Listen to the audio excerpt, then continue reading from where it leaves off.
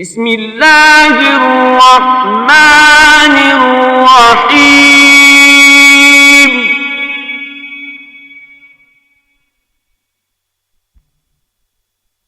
واللیل اذا یغشی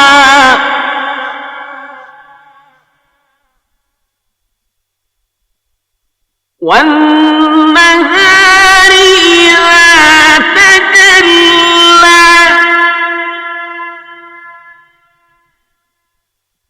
وما خلق الذكر والأنثى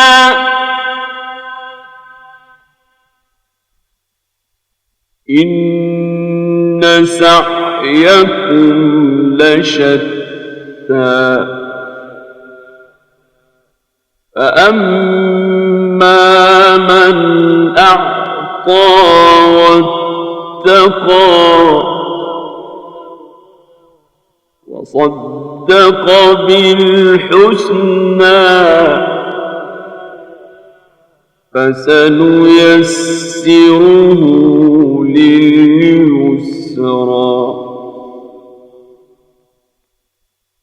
وأما من بخل واستغنى وكذب بالحسنى فسنيسره للعسرى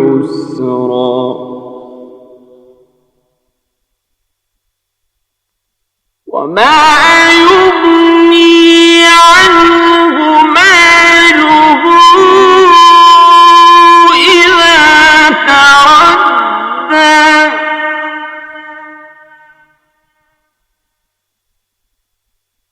إن علينا للهدى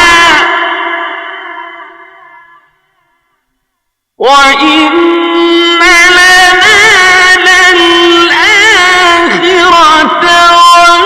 والأولى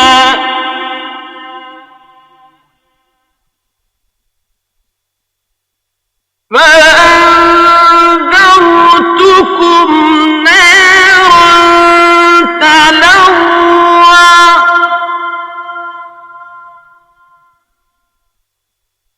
لا يصلاها إلا الأشقى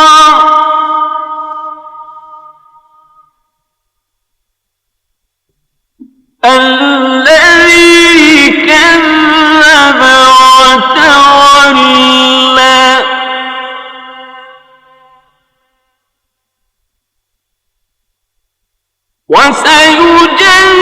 وسيجنبها الأتقى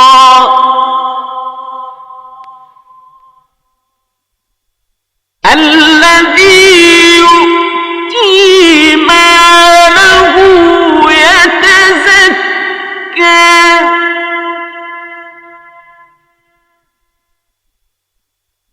وما لأحد عنده من نعمة تجزى إلا ابتغاء وجه ربه الأعلى ولسوف يرضى. اللہ رب العالمین والصلاة والسلام علی رسول الکریم اما بعد فاعوذ باللہ من الشیطان الرجیم بسم اللہ الرحمن الرحیم. یہ سورہ الشمس کے بعد متصلاً یہ صورت آئی ہے اور اس کا مضمون اسی سلسلے میں ہے جس سلسلے میں سورہ الشمس کا مضمون تھا. سورہ الشمس میں بالکل دین کی جو بنیادیں ہیں ان کی تعلیم دی گئی تھی. انسان کا مقام اور اس کی یہ حیثیت کہ اللہ تعالیٰ نے اس کو نیکی اور بدی کی پہچان دی ہے. صرف پہچان نہیں دی ہے بلکہ نیکی اور بدی کرنے کا اختیار بھی دیا ہے. اور یہ اختیار جتنی مخلوق ہمارے علم میں ہے اس میں سے اور کسی کو حاصل نہیں ہے. فرشتے نیکی کرنے کے لیے مجبور ہیں اور اللہ تعالیٰ کی جو مخلوق کائنات میں پھیلی ہوئی ہے وہ اس کے حکم کی پابند ہے، کیونکہ اس نے اس کو نیکی اور برائی کرنے کا اختیار بھی دیا ہے. اس لیے وہ اپنے اعمال کے لیے اللہ تعالیٰ کے سامنے جواب دہ بھی ہے. اور کیونکہ وہ اللہ تعالیٰ کے سامنے جواب دہ ہے اس لیے یہ بھی ضروری ہے کہ جو نیک عمل کرے اس کو اس کے نیک عمل کا بدلہ نیک دیا جائے، اچھا دیا جائے، اور جو برے عمل کرے اس کو اس کے برے عمل کا بدلہ برا دیا جائے. جیسا میں نے عرض کیا کہ یہ سارے دین کی بنیاد ہے، یہ تعلیمات. ان میں سے کوئی چیز بھی اگر اپنی جگہ پر موجود نہ ہو تو قرآن مجید کے لیے، رسالت کے لیے، نبوت کے لیے، دین کی تعلیم کے لیے، نیکی اور برائی کے لیے، جنت اور دوزخ کے لیے، آخرت کے لیے کوئی بنیاد نہیں رہتی. اسی لیے اگر ہم یہ کہیں کہ سورہ والشمس جہاں سے ہم نے اپنے قرآن کو سمجھنے کا آغاز کیا ہے یہی دراصل دین کی بنیاد بھی ہے تو یہ بات صحیح ہوگی. ان دونوں صورتوں میں بہت مماثلت پائی جاتی ہے. پہلی صورت سورہ والشمس کا آغاز سورج اور چاند اور رات اور دن اور آسمان اور زمین کو گواہی اور شہادت میں پیش کر کے کیا گیا تھا. اس صورت کا آغاز بھی رات اور دن کی گواہی سے ہوتا ہے. اس میں پورے کے پورے انسانی نفس کو اللہ تعالیٰ نے جس طرح بنایا ہے اس کو ان تعالیم کے اوپر گواہی کے طور پر پیش کیا گیا تھا. اس میں اس نفس انسانی کا ایک یہ پہلو کہ اس نے نر اور مادہ اس میں بھی اور کائنات کی ہر چیز میں پیدا کی ہیں اس کا ذکر کیا گیا. لیکن یہ ان کو دونوں صورتوں کو اکثر مفسرین نے یہ لکھا ہے کہ یہ یکساں ہیں، ہم آہنگ ہیں، ایک دوسرے کے لیے جوڑے کی حیثیت رکھتی ہیں. اور بعض احادیث سے ثابت ہے کہ نبی کریم صلی اللہ علیہ وسلم ان دونوں کو اکٹھا پڑھا کرتے تھے. طبرانی کی ایک روایت کے مطابق آپ نے سورہ ظہر میں پہلی رکعت میں سورہ والشمس پڑھی اور دوسری رکعت میں سورہ واللیل پڑھی. جس طرح اور صورتوں کے بارے میں آپ کو یہ رویہ تھا، سورہ جمعہ اور سورہ منافقون اور سورہ اعلیٰ اور سورہ غاشیہ، ان کو آپ عموماً ایک ساتھ تلاوت کیا کرتے تھے. لیکن قرآن مجید میں تکرار نہیں ہے اور اسی مضمون کو دہرانے کے لیے متصلاً ایک اور صورت نہیں رکھ دی گئی ہے، بلکہ جو بات کہ سورہ والشمس میں کہی گئی تھی اسی بات کو آگے بڑھایا گیا. سورہ والشمس میں اگر یہ بات کہی گئی تھی کہ قد افلح من زکاہا، جس نے اپنے نفس کو پاک کیا اور اس کو نشوونما دی وہی فلاح پائے گا، اور جس نے اپنے نفس کو دبا دیا، مٹی میں ملا دیا، وہ برباد و نامراد ہوگا. تو اس صورت میں ان اعمال کی تفصیل ہے، بنیادی اعمال کی تفصیل ہے جن سے آدمی کا تزکیہ ہوتا ہے، جس سے وہ فلاح حاصل کر سکتا ہے، اور وہ اعمال جن سے وہ اپنے آپ کو برباد کرتا ہے اور تباہ ہوتا ہے. اور پھر اگر سورہ والشمس میں صرف قوموں کے حد تک اس کا ذکر تھا کہ اجتماعی زندگی میں اگر خرابی نمودار ہو اور طغیانی کی روش اختیار کی جائے، سرکشی کی اور اللہ تعالیٰ سے بغاوت کی، تو اللہ تعالیٰ نے قوم سمود کا کیا حشر کیا. تو یہاں پر پھر یہ بتایا گیا ہے کہ دنیا اور آخرت میں زندگی بسر کرنے کے جو دو طریقے ہیں ان میں سے ہر طریقے کی پیروی کرنے والے کا انجام کیا ہونے والا ہے۔ یہ دراصل اس صورت کا مضمون ہے اور اس لحاظ سے بڑی بنیادی تعلیم اس میں دی گئی ہے۔ ان صورتوں کا اصل جو نفع اور فائدہ ہے وہ یہی ہے کہ چھوٹی چھوٹی صورتیں ہیں، چھوٹے چھوٹے بول ہیں، جس طرح مصرے، کہاوتیں، ضرب المثل آدمی کی زبان پہ چڑھ جاتے ہیں، اسی طرح یہ آدمی کی زبان پہ چڑھ سکتی ہیں آسانی کے ساتھ، کثرت سے ان کی تلاوت ہوتی ہے، اور کیونکہ ہم ان کے مضامین سے غافل ہوتے ہیں اس لیے ہم کو پتہ نہیں چلتا ہے کتنی اہم زندگی کے بارے میں باتیں ہیں کہ جو ان صورتوں میں کہی جا رہی ہیں۔ تو چھوٹے چھوٹے جملوں میں آپ دیکھیں گے کہ وہ ساری باتیں جو کہ جاننا ضروری ہیں وہ اس کے اندر بیان کر دی گئی ہیں۔ دوسری بات جو میں نے پچھلی دفعہ بھی آپ کے سامنے پیش کی تھی وہ یہ تھی کہ یہ صورتیں جو مکے کی زندگی کے شروع میں نازل ہوئی ہیں، اس میں احکام کی تفصیلات بیان نہیں ہوئی ہیں۔ جن احکام کا آج آپ ذکر کرتے ہیں، شراب کا اور سود کا اور پردے کا اور بہت سارے احکام، یہ سب بہت بعد میں نازل ہوئے،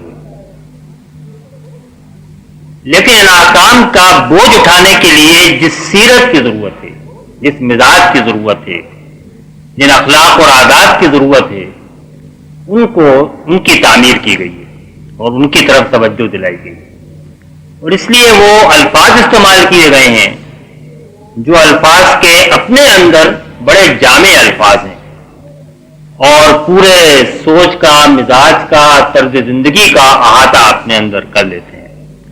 مثلا ایک لفظ طغیان کا ہے، طغا، اپنی حدود سے باہر نکل جانا، اپنی حدود کے اندر رہنا۔ جب تک آدمی نہیں سیکھے گا وہ اللہ کے احکام پر عمل نہیں کر سکتا۔ اسی طرح لفظ آیا تھا زکاہا، جس نے اس کا تزکیہ کیا، جس نے اس کی فکر کی کہ اپنے آپ کو برائیوں سے پاک اور صاف کرے اور اپنے اندر بھلائیوں کو نشو نما دے، وہی کامیاب ہوگا۔ جس کو اس کی پرواہی نہ ہو، اس سے بے نیاز ہو، تو وہ فلاح اور کامیابی کی راہ پہ نہیں چل سکتا۔ آپ کتنے ہی احکام سنائیں، کتنے قوانین نافذ کریں، کتنے ہی واعظ کہیں جس طرح آج کہے جاتے ہیں، ہر مسجد میں ہزاروں واعظ اور ہزاروں درس ہوتے ہیں، کیونکہ بنیادیں غائب ہیں اس لیے وہ مؤثر نہیں ہوتے۔ جب تک یہ بنیادیں نہ پیدا ہوں اور آدمی کو فکر نہ ہو، پرواہ نہ ہو، وہ اپنے حدود میں رہنا نہ سیکھے، اپنے آپ کو ان چیزوں سے بچانے کا کی استعداد نہ پیدا کرے جو اس کو تباہ و برباد کرنے والی ہیں، اس وقت تک اس کی بھلائی کی راہ نہیں ہموار ہو سکتی۔ سورت یہ شروع ہوتی ہے کہ اعوذ باللہ من الشیطان الرجیم واللیل اذا یغشی والنہار اذا تجلی وما خلق الذکر والانثی ان سعیکم لشتی۔ قسم ہے رات کی جب وہ چھا جائے، اور قسم ہے دن کی جب وہ روشن ہو، اور جیسا کہ اس نے بنایا نر اور مادہ۔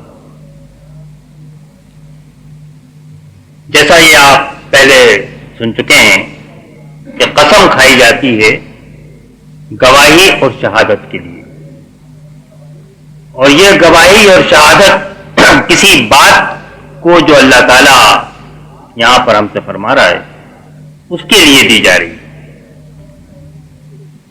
بعض دفعہ ایسا ہوتا ہے کہ جس بات پر گواہی اور شہادت دی جا رہی ہے وہ بات قسم سے متصل ہی بیان ہو جاتی ہے، جیسا کہ صورت میں آپ دیکھ رہے ہیں ان سعیکم لشتی، تمہاری کوششیں طرح طرح کی ہیں۔ یہ ساری تین جو قسمیں کھائی گئی ہیں، گواہیاں پیش کی گئی ہیں، اسی بات کے اوپر۔ کہیں ایسا ہوتا ہے کہ وہ متصل تو نہیں ہوتی بات، لیکن اگر آدمی پوری صورت کو غور سے پڑھے تو صورت میں آگے چل کے کہیں وہ بات ملتی ہے۔ کہیں ایسا ہوتا ہے کہ اس کے بعد جو پورا مضمون ہوتا ہے، قاف والقرآن المجید، قاف اور قسم ہے قرآن مجید کی، اس کے بعد آخرت کا مضمون ہے، اور وہ پورے مضمون پر قرآن مجید جو ہے گواہ ہے۔ اور بعض دفعہ ایسا ہوتا ہے کہ جس چیز پر قسم کھائی جا رہی ہے اس کا ذکر نہیں ہوتا ہوئے، تو یہاں پر تو بہت صاف صاف ذکر کر دیا گیا ہے کہ رات بھی اس بات پر گواہ ہے جب وہ چھا جائے، اور دن روشن ہو جائے تو وہ بھی اس بات پر گواہ ہے، اور نر و مادہ کی تخلیق جس طرح اللہ تعالیٰ نے فرمائی ہے وہ بھی اس بات پر گواہ ہے کہ تمہاری کوششیں یا کوششوں کے نتائج مختلف اور طرح طرح کے ہیں۔ یہ رات اور دن اور کائنات کی جو مختلف چیزیں، آسمان اور زمین اور بارش، ان کو گواہی کے طور پر پیش کیا جاتا ہے۔ اس کا بھی مقصد میں نے آپ کے سامنے واضح کیا ہے کہ یہ ہے کہ قرآن مجید کے پیش نظر جو تعلیم کا مشن ہے وہ ایک ایسا مشن ہے کہ جو کسی بھی استاد کے بس سے باہر ہے، کہ ہر زمانے میں اور ہر زبان بولنے والے کو اور ہر علمی استعداد رکھنے والے کو، خواہ وہ بدو ہو یا کسان ہو یا پڑھا لکھا ہو، پی ایچ ڈی ہو، عالم فاضل ہو، اور ہر عمر کے آدمی کو، وہ چھوٹی عمر کا ہو، بڑی عمر کا ہو، سب کو تعلیم دینا پیش نظر ہے۔ اس لیے میں نے آپ سے کہا تھا کہ اس نے اس کتاب میں بنیادی طور پہ 3 معلم مقرر کیے ہیں، جن کی اگر آدمی اپنی شاگردی اختیار کرے تو وہ قرآن مجید کی تعلیمات کو سیکھ سکتا ہے۔ ایک کائنات کے مظاہر اور مناظر ہیں کہ اس کی نظروں کے سامنے ہیں، جن پہ سے وہ رات دن گزرتا ہے، اور ان کو کبھی آیات کہا گیا ہے، کبھی نشانیاں، اور کبھی ان پر غور و فکر کی دعوت دی گئی ہے۔ ایک تاریخ، اپنی زندگی ہو یا قوموں کی تاریخ ہو، ایک انسان کا اپنا نفس، اس کے اندر ایک پوری دنیا کی طرف کو معلم بنایا گیا ہے، اور پھر ایک طریقہ مجادلے اور مناظرے اور دلیل کا بھی ہے جو اختیار کیا گیا ہے۔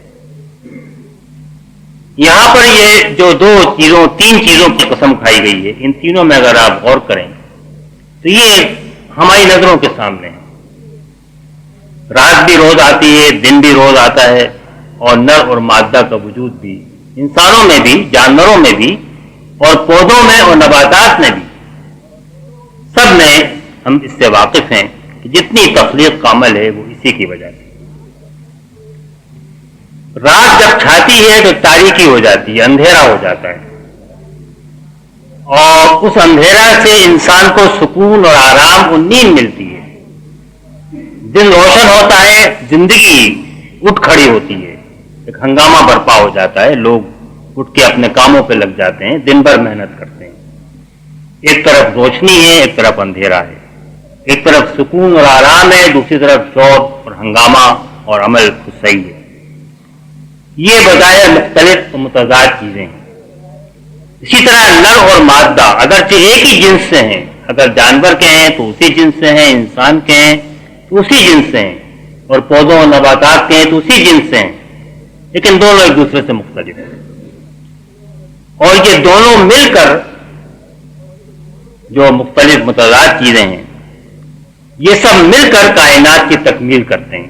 ان میں سے کوئی چیز بھی اگر اپنی جگہ پر نہ ہو اور دوسری چیز اس کے بغیر بے معنی ہے۔ اس سے ہمارے مفسرین نے عموماً 2 معنی نکالے۔ ایک معنی یہ نکالے ہیں کہ یہ دراصل جو متضاد چیزیں ہیں اس طرف اشارہ کرتی ہیں، اس طرح اللہ تعالیٰ نے ان چیزوں میں اختلاف رکھا ہے، اس طرح انسان کی اعمال میں بھی اس نے اختلاف رکھا ہے، نیکی اور بدی کے درمیان بھی اس نے اختلاف رکھا ہے۔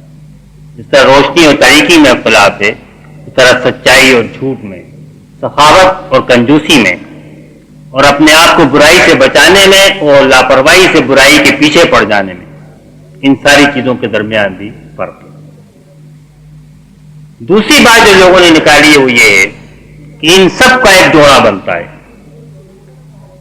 اور یہ جوڑا متضاد چیزوں کا بنتا ہے،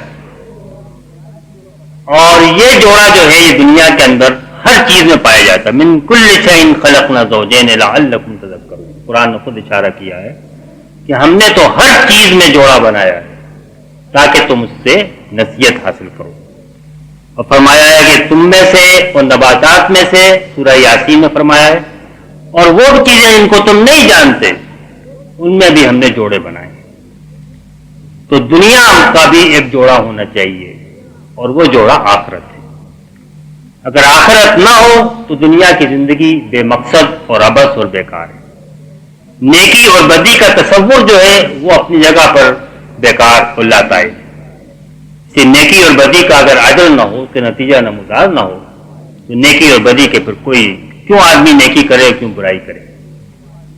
تو یہ دراصل جو فرمایا ان سعیکم لشتیٰ، بے شک تمہاری کمائی یا تمہاری کوشش کے نتیجے میں کمائی ہوتی ہے. آدمی بھاگ دوڑ کرتا ہے تو پھر اس کے نتیجے میں روپیہ پیسہ اس کے ہاتھ میں آتا ہے.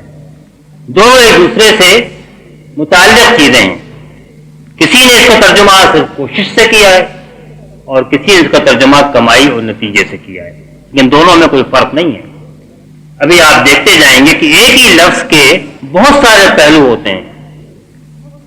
ابن تیمیہ کے اصول تفسیر کے مطابق یہ متضاد معنی نہیں ہوتے، بلکہ ہر ترجمہ کرنے والا، ہر تفسیر کرنے والا، ہر سمجھنے والا ان میں سے کسی ایک پہلو کو آپ کے سامنے رکھ دیتا ہے. ان سب کو جمع کیا جائے تو سب مل کر ایک مکمل تصویر بنتی ہے. تو کوشش بھی لوگوں کی مختلف ہے. بعض لوگ نیکی کرتے ہیں، بعض لوگ بدی کرتے ہیں، اس کا نتیجہ بھی مختلف ہے. قرآن مجید نے فرمایا ان سعیکم لشتیٰ، بے شک تمہاری کوشش بھی الگ الگ ہے اور جو اس کا نتیجہ ہے، انجام ہے، اس کے لحاظ سے بھی مختلف ہے. تو پہلے سے اگر آپ پھر بات کو سوچنا شروع کریں تو نیکی اور بدی کی پہچان دی ہے ہمیں. ہم میں سے کوئی کتنا ہی برا ہو، خدا سے انکار کرنے والا ہو، دہریہ ہو، مذہب سے انکار کرتا ہو، لیکن کوئی کام اچھا ہے اور کوئی کام برا ہے، اس سے کسی انسان کو انکار نہیں ہو سکتا. اس پر بحث ہو سکتی ہے کون سا کام اچھا ہے، کون سا کام برا ہے، لیکن اچھائی اور برائی کا لفظ تو ہر انسان کی لغت کے اندر، ہر قوم کی لغت کے اندر موجود ہے. اسی کی بنیاد پہ قانون بنتے ہیں، معاشرہ چلتا ہے، خاندانی زندگی چلتی ہے. کوئی یہ نہیں کہہ سکتا کہ نہیں نیکی برائی کا وجود ہی نہیں. اور نیکی کرنا اچھا کام ہے اور برائی کرنا برا کام ہے، اس سے بھی کسی کو اختلاف نہیں ہو سکتا. پھر میں بات کہوں گا کہ نیکی کیا ہے، برائی کیا ہے، اس سے اختلاف ہو سکتا ہے، اس پہ اختلاف موجود ہے. لیکن جس کو آدمی نیکی سمجھے اس کا کرنا اچھا کام ہے، جس کو برائی سمجھے اس کو کرنا برا کام ہے، اس سے بھی کسی کو اختلاف نہیں ہے. اور دنیا کی حد تک نیکی اچھے کام کرنے والے کو انعام ملنا چاہیے، برے کام کرنے والے کو سزا ملنا چاہیے. یہ بھی ایک مسلمہ اصول ہے. اور اسی لیے قرآن مجید نے فرمایا کہ تمہاری کوششیں بھی الگ الگ طرح کی ہیں اور ان کا انجام جو ہے وہ بھی الگ الگ طرح کا ہے. اب یہ جو طرح طرح کی کوششیں ہیں اور طرح طرح کے اعمال ہیں جو کہ لوگوں کے مزاج کے لحاظ سے بھی، افتاد طبع کے لحاظ سے بھی، اپنی نوعیت کے لحاظ سے بھی، اخلاقی طور پر بھی، ہر لحاظ سے الگ ہیں اعمال. ان سارے اعمال کو قرآن نے سمیٹ کر جمع کر کے دو قسموں کے اندر تقسیم کر دیا.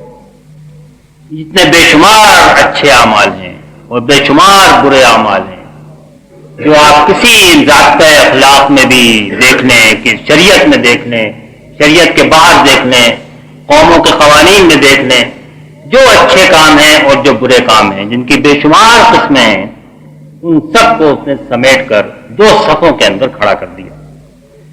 اور ہر صف کے اندر اس نے 3 اعمال کا ذکر کیا ہے. 3 اچھے اعمال کا اور 3 برے اعمال کا.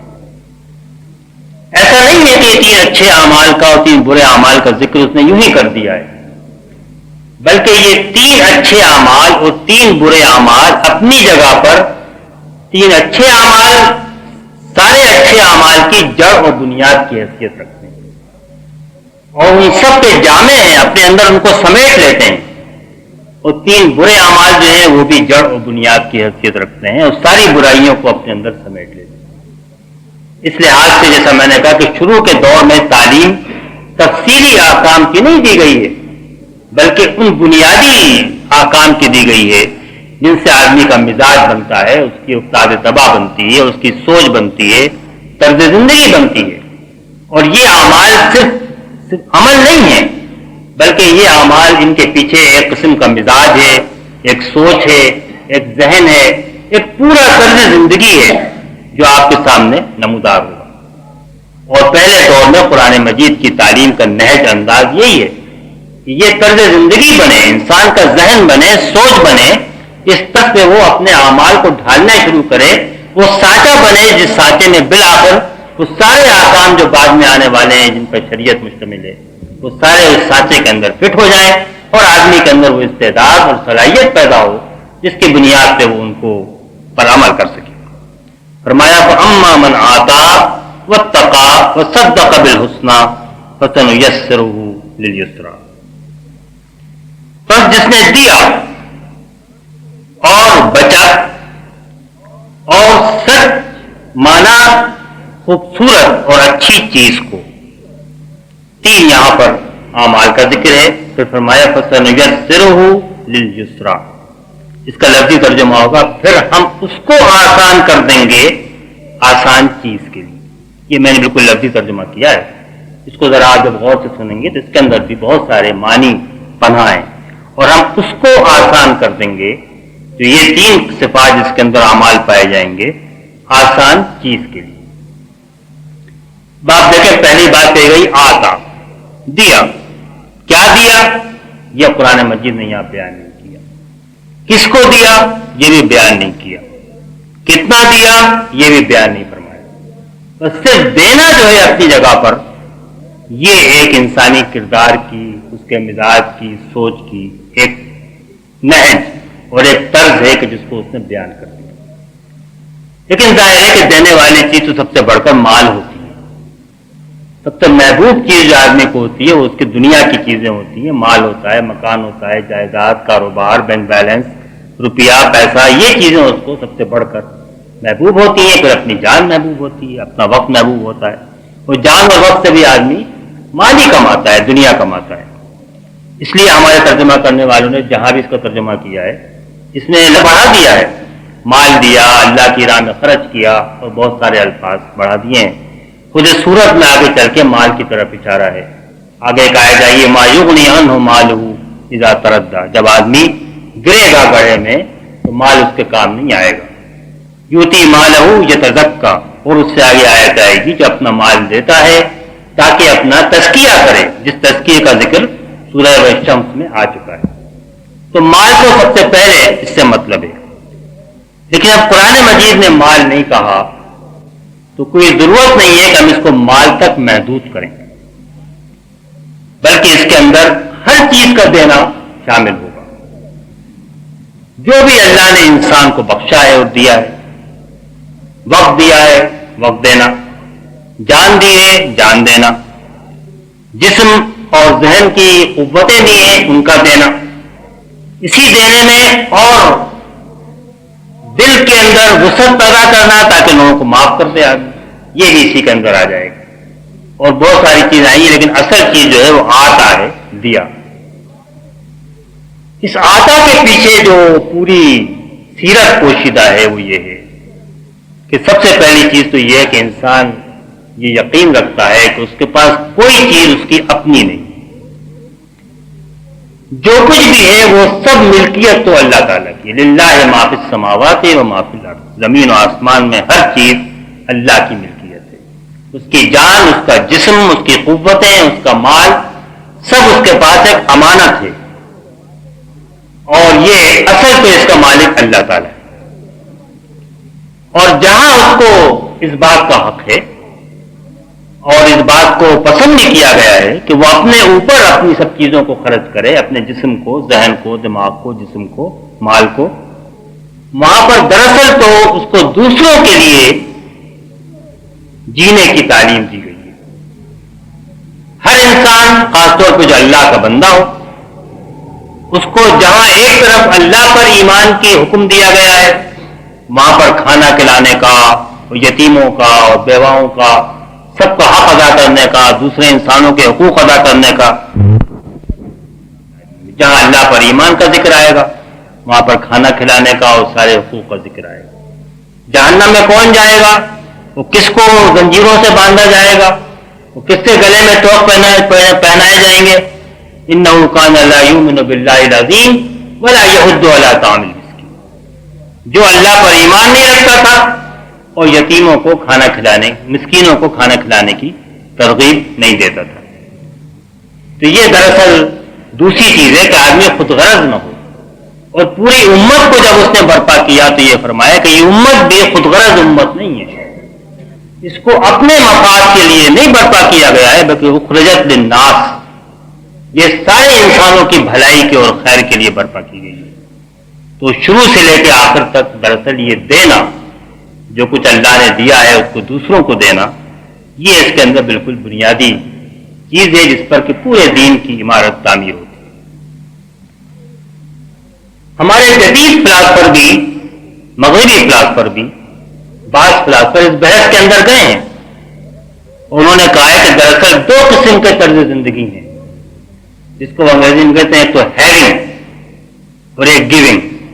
ایک گیونگ وے آف لائف ہے اور ایک ہیونگ وے آف لائف ہے۔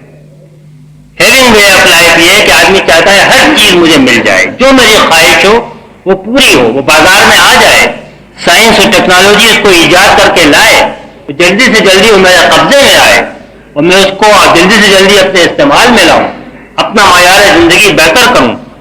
یہ جو ہے یہ افراد میں آئے یا قوموں میں آئے، یہ فساد کا ذریعہ۔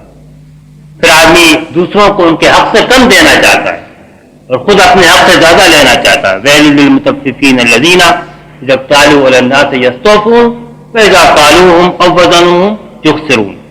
خود لیتے ہیں تو پورا لینا چاہتے ہیں، بلکہ پورے سے زیادہ لینا چاہتے ہیں۔ توڑ کے دوسروں کو دیتے ہیں حق تو چاہتے ہیں کچھ کمی کرنے اور کم دیں۔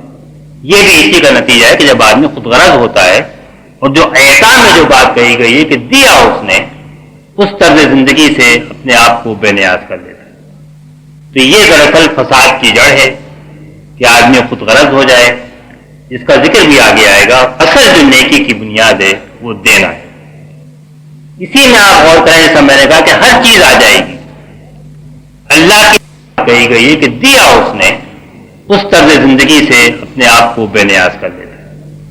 تو یہ دراصل فساد کی جڑ ہے کہ آدمی خود غرض ہو جائے، جس کا ذکر بھی آگے آئے گا۔ اصل جو نیکی کی بنیاد ہے وہ دینا ہے۔ اسی میں آپ غور کریں، جیسا میں نے کہا کہ ہر چیز آ جائے گی، اللہ کے دین کے لیے دینا وہ بھی اسی میں ہے، انفاق فی سبیل اللہ۔ جو لوگ محروم ہیں، وفی اموالہم حق للسائل والمحروم، تو محروم کو اور مانگنے والے کو دینا، یہ بھی اسی کے اندر آئے گا۔ کسی کا کام کرنا، حاجت روائی کرنا، جس کی حدیث میں بڑی تعلیم دی گئی ہے کہ حضور مصلی پر امامت کے لیے کھڑے ہوتے تھے اور ایک بوڑھی عورت آ کر آپ کا ہاتھ پکڑ کے لے جاتی تھی، اپنا کام کراتی تھی، اس کے بعد آپ واپس آ کر امامت فرماتے تھے۔ مقتدی انتظار کرتے رہتے تھے۔ لوگ آ کر گلے میں چادر ڈال کے چادر کھینچتے تھے اور آپ کے گلے کے اوپر نشان پڑ جاتا تھا، آپ مسکراتے رہتے تھے، اور جو کچھ مال ہوتا تھا ان کو دے دیا کرتے۔ تو آپ کی پوری زندگی بھی تھی عطا کرنے کا، انا قاسم، میں تو۔ یہ دراصل پہلی بنیاد ہے۔ اگر زندگی میں خود غرضی ہو، خود جمع کرنے کی عادت ہو، جمع مالم وعدتا، جمع کرے، سینت کے رکھے، گن گن کے رکھے، اس کو بڑھاتا رہے، تو یہ طرز عمل جو ہے یہ فلاح کا اور تزکیہ کا طرز عمل نہیں۔ دوسری بات فرمائی واتقا۔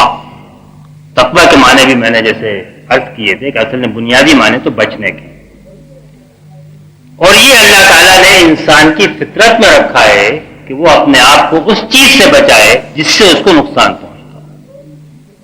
تو جو بھی جن صفات کی بھی تعلیم دی گئی ہے، ان میں سے کوئی صفت ایسی نہیں ہے جو آدمی کے اوپر باہر سے لا کے مسلط کر دی گئی ہو، بلکہ ان میں سے ہر صفت کی جڑ اس کی فطرت میں موجود ہے۔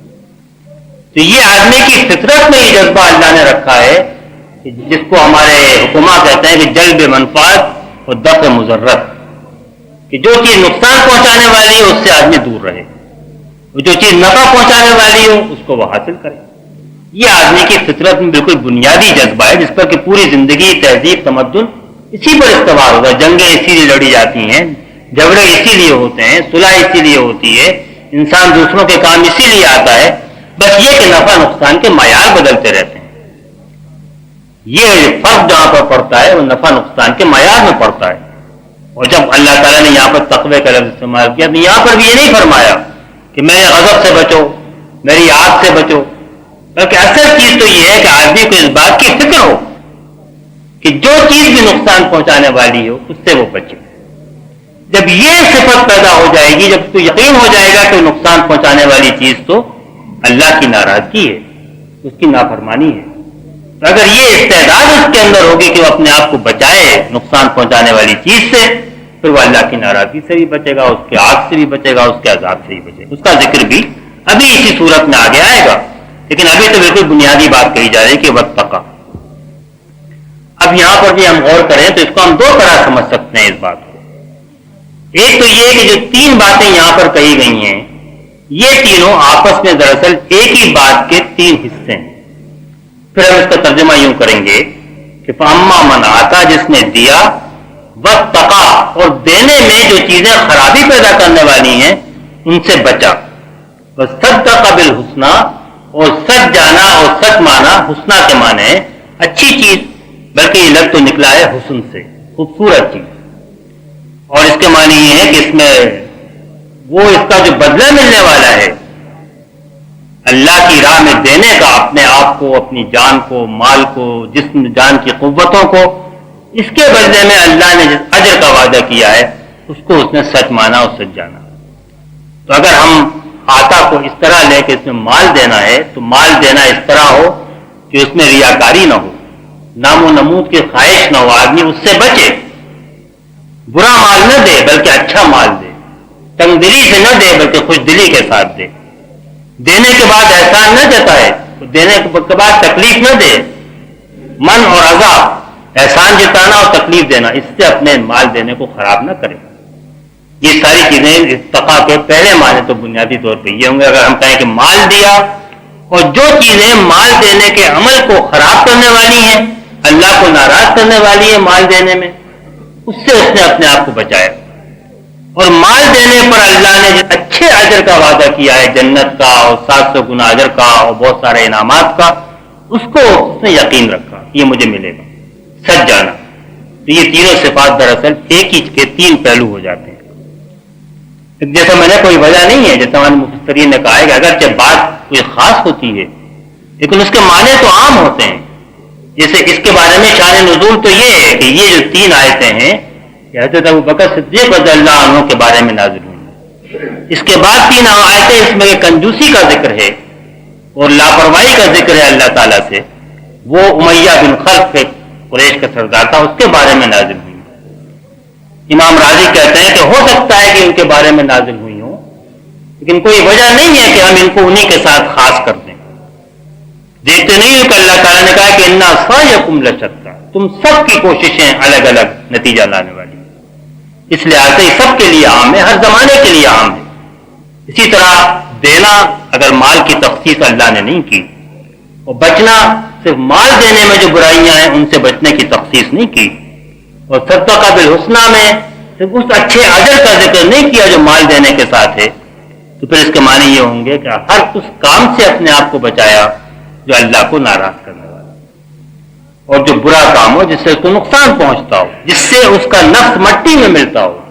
اللہ نے جو اس کو فجور اور تقوی کا الہام کیا ہے، اس کا ذکر وہ پہلے فرما چکا ہے سورہ والشمس میں. تو یہ تقوی جو ہے دراصل اپنے آپ کو ان نافرمانیوں سے اور فجور سے، اور فجر کے معنی بھی پھٹ پڑنے کے، جیسا میں نے آپ سے کہا تھا. یہ بھی ایک اصطلاحی لفظ ہے جو بن گیا، لیکن اس کے بنیادی معنی یہ ہے کہ آدمی اپنی حدود پھلانگ جائے. جس طرح صبح رات کی تاریکی سے پھٹ کے باہر نکل آتی ہے، دانا زمین سے پھٹ کے باہر نکل آتا ہے، پتھر سے پانی پھٹ کے بہنے لگتا ہے، پتھر پانی کے سامنے رکاوٹ ہٹ جاتی ہے تو پانی بہ نکلتا ہے. ان سب کے لیے قرآن مجید نے فجر کے مختلف صیغے استعمال کیے ہیں. تو اپنے آپ کو فجور سے بچائے، اللہ کی نافرمانی سے بچائے، حد سے نکلنے سے بچائے. اب یہ ایک الگ چیز ہو گئی. وَصَدَّقَ بِالْحُسْنَى، جیسا میں نے کہا کہ یہ بھی قرآن مجید کا بڑا اعجاز ہے، بڑی اس کی کمال ہے بات کا کہ وہ ایسے الفاظ ڈھونڈ کے استعمال کرتا ہے جن کے اندر کے معنی کی ایک دنیا پناہ ہوتی ہے. جیسا میں نے کہا حسن اور حسن، حسن کے معنی خوبصورتی کے، اس کے معنی یہ کہ نیکی اور اللہ کے پاس جو بدلہ ملنے والا ہے وہ دونوں بڑی خوبصورت چیزیں ہیں، حسین چیزیں ہیں، جن کے لیے دل کے اندر، آدمی کی فطرت کے اندر کشش ہے، وہ کشش ہونا چاہیے. اور یہاں پر حسنہ کے معنی بھی لوگوں نے مختلف کیے ہیں. بعد میں اس کے معنی کہ یعنی مال بھی دیا، اپنی جان بھی دی، سب کچھ دیا، برائی کو برائی سمجھا، اس سے اپنے آپ کو بچایا اور نیکی کی تصدیق کی. یہاں حسنہ جو ہے بعد میں کہا کہ اس کے معنی ابن عباس کے قول کے مطابق لا الہ الا اللہ کے ہیں. یہ بھی معنی جیسا میں نے کہا کہ ایک پہلو ہے اس معنوں کا، اس لیے کہ لا الہ الا اللہ ایمان ہے. اور ایمان ہی کی ساری شاخیں ہیں جو نیک اعمال پھوٹتے ہیں. حدیث میں کہ ایمان کے 72 شاخیں ہیں جو اس سے پھوٹتی ہیں, بے شمار شاخیں ہیں. سارے اخلاق اور اعمال جو ہوتے ایمان سے پھوٹتے ہیں. تو کوئی بھی معنی لیں لیکن وہ سب آپس میں سمٹ کر ایک ہی بات سامنے لاتے ہیں. بعد میں کہا ہے کہ اس کا مطلب ساری نیکی کی باتوں کی تصدیق ہے, اور بعد میں کہا ہے کہ دراصل اس میں حسنہ سے مراد تو اللہ تعالیٰ نے جو انعام کیا ہے آپ کے اوپر, آنکھیں دی ہیں, کان دیے ہیں, ہاتھ پاؤں دیے ہیں, مال دیا ہے, ان سب کی تصدیق یہ ہے. یعنی اگر آدمی یہ سچ جانے کہ یہ اللہ تعالیٰ کا دیا ہوا انعام ہے تو اس کے معنی ہے کہ وہ شکر کا راستہ اختیار کرے. اور شکر کا راستہ یہ ہے کہ اسے اللہ کی راہ میں اللہ کے حکم کے مطابق اللہ کی مرضی حاصل کرنے کے لیے دوسروں کو دے اور اپنے آپ کو برائی سے بچائے. تو آپ دیکھیں کہ ایک ہی 3 چھوٹے چھوٹے جملوں میں جو کہ ایک ایک لفظ کے اوپر مشتمل ہیں, آتا واتقا وصدق بالحسنی, اس میں ساری شریعت کی جو بنیادیں اور جڑیں ہیں ان کو سمیٹ کر جمع کر دیا گیا. یہ قرآن مجید ہے, میں نے کہا یہ اس کا اعجاز اور اس کا کمال ہے کہ چھوٹی چھوٹی جملوں کے اندر, چھوٹے چھوٹے بول کے اندر اتنی بڑی بڑی باتیں سمیٹ کر ہر آدمی یاد کر سکتا ہے. بدو, جاہل, ان پڑھ, پڑھا لکھا چاہے تو اس پر ایک پوری کتاب لکھ سکتا ہے, اور ایک بے پڑھا لکھا آدمی اس کے لیے اتنی بات کافی ہے کہ جو ہے وہ دو اللہ کے لیے, اور جس سے اللہ ناراض ہوتا ہے اس سے بچو, اور جو اللہ نے جس نیکی کی تعلیم دی ہے اور جو اس نے اچھے اجر کا وعدہ کیا ہے اس کی طلب کرو, اس پہ یقین رکھو تو ملے گا. اتنا بھی کافی ہے, اور پھر چاہے تو آدمی جتنا چاہے اس بات کو پھیلائے. تو یہ 3 باتیں جو ہیں, اور پھر اگر آپ ایک اور پہلو سے غور کریں تو یہ بھی آدمی کہہ سکتا ہے کہ ان کا آپس میں یہ ربط بھی ہے کہ ایک چیز دوسرے کو پیدا کرتی ہے اور ایک چیز سے دوسرے کی پرورش ہوتی ہے اور ایک چیز دوسرے کو تقویت پہنچاتی ہے. جب آدمی ان برائیوں سے اپنے آپ کو بچاتا ہے اسی بنیاد پر کہ وہ اللہ کے وعدوں کو سچا جانتا ہے. اگر وہ اس بات کو سچا نہ جانے کہ برائی کا نتیجہ جہنم ہے اور نیکی کا نتیجہ جنت ہے تو کیوں تقوی اختیار کرے؟ اسی لیے جہاں بھی تقوی کا حکم دیا گیا ہے وہاں پر اللہ نے اپنے عذاب سے ڈرایا ہے اور اپنی جنت کے وعدے کا ذکر کیا ہے. ان المتقین مفازا, ان المتقین فی جنات, تو یہ تقوی کے ساتھ اس نے جنت کو باندھ دیا. اور جب آدمی اپنے آپ کو بچائے گا برائی سے تو پھر اس کو مال دینے میں کیا رکاوٹ پیش آئے گی, اپنی جان دینے میں کیا رکاوٹ پیش آئے گی. دوسری طرف سے اگر آپ سرا پکڑیں تو جو دے گا اللہ کی راہ میں اس کے اندر تقوی کی صفت پیدا ہوگی, اور جس میں تقوی کی صفت پیدا ہوگی تو پھر اس کا ایمان اللہ کے اوپر بڑھے گا, اللہ کے وعدوں پر پڑھے گا. پھر میں فرمایا کہ فَسَنُيَسِّرُهُ لِلْيُسْرَىٰ, دنیا میں اس کا نتیجہ نکلنے والا ہے اور آخرت کی طرف بھی اشارہ ہے. تو وہ یہ ہے کہ ہم اس کو سہل کر دیں گے, آسان کر دیں گے اس چیز کے لیے جو آسان ہے. شاہ عبد القادر صاحب نے ترجمہ کیا, اس کو ہم سہج پہنچا دیں گے آسانی کی جگہ. اب یسرا کے معنی بھی جیسا میں نے کہا کہ ایک ہی لفظ کے مختلف پہلو ہیں اور سب لوگوں نے اس کے الگ الگ پہلو کی طرف اشارہ کیا ہے.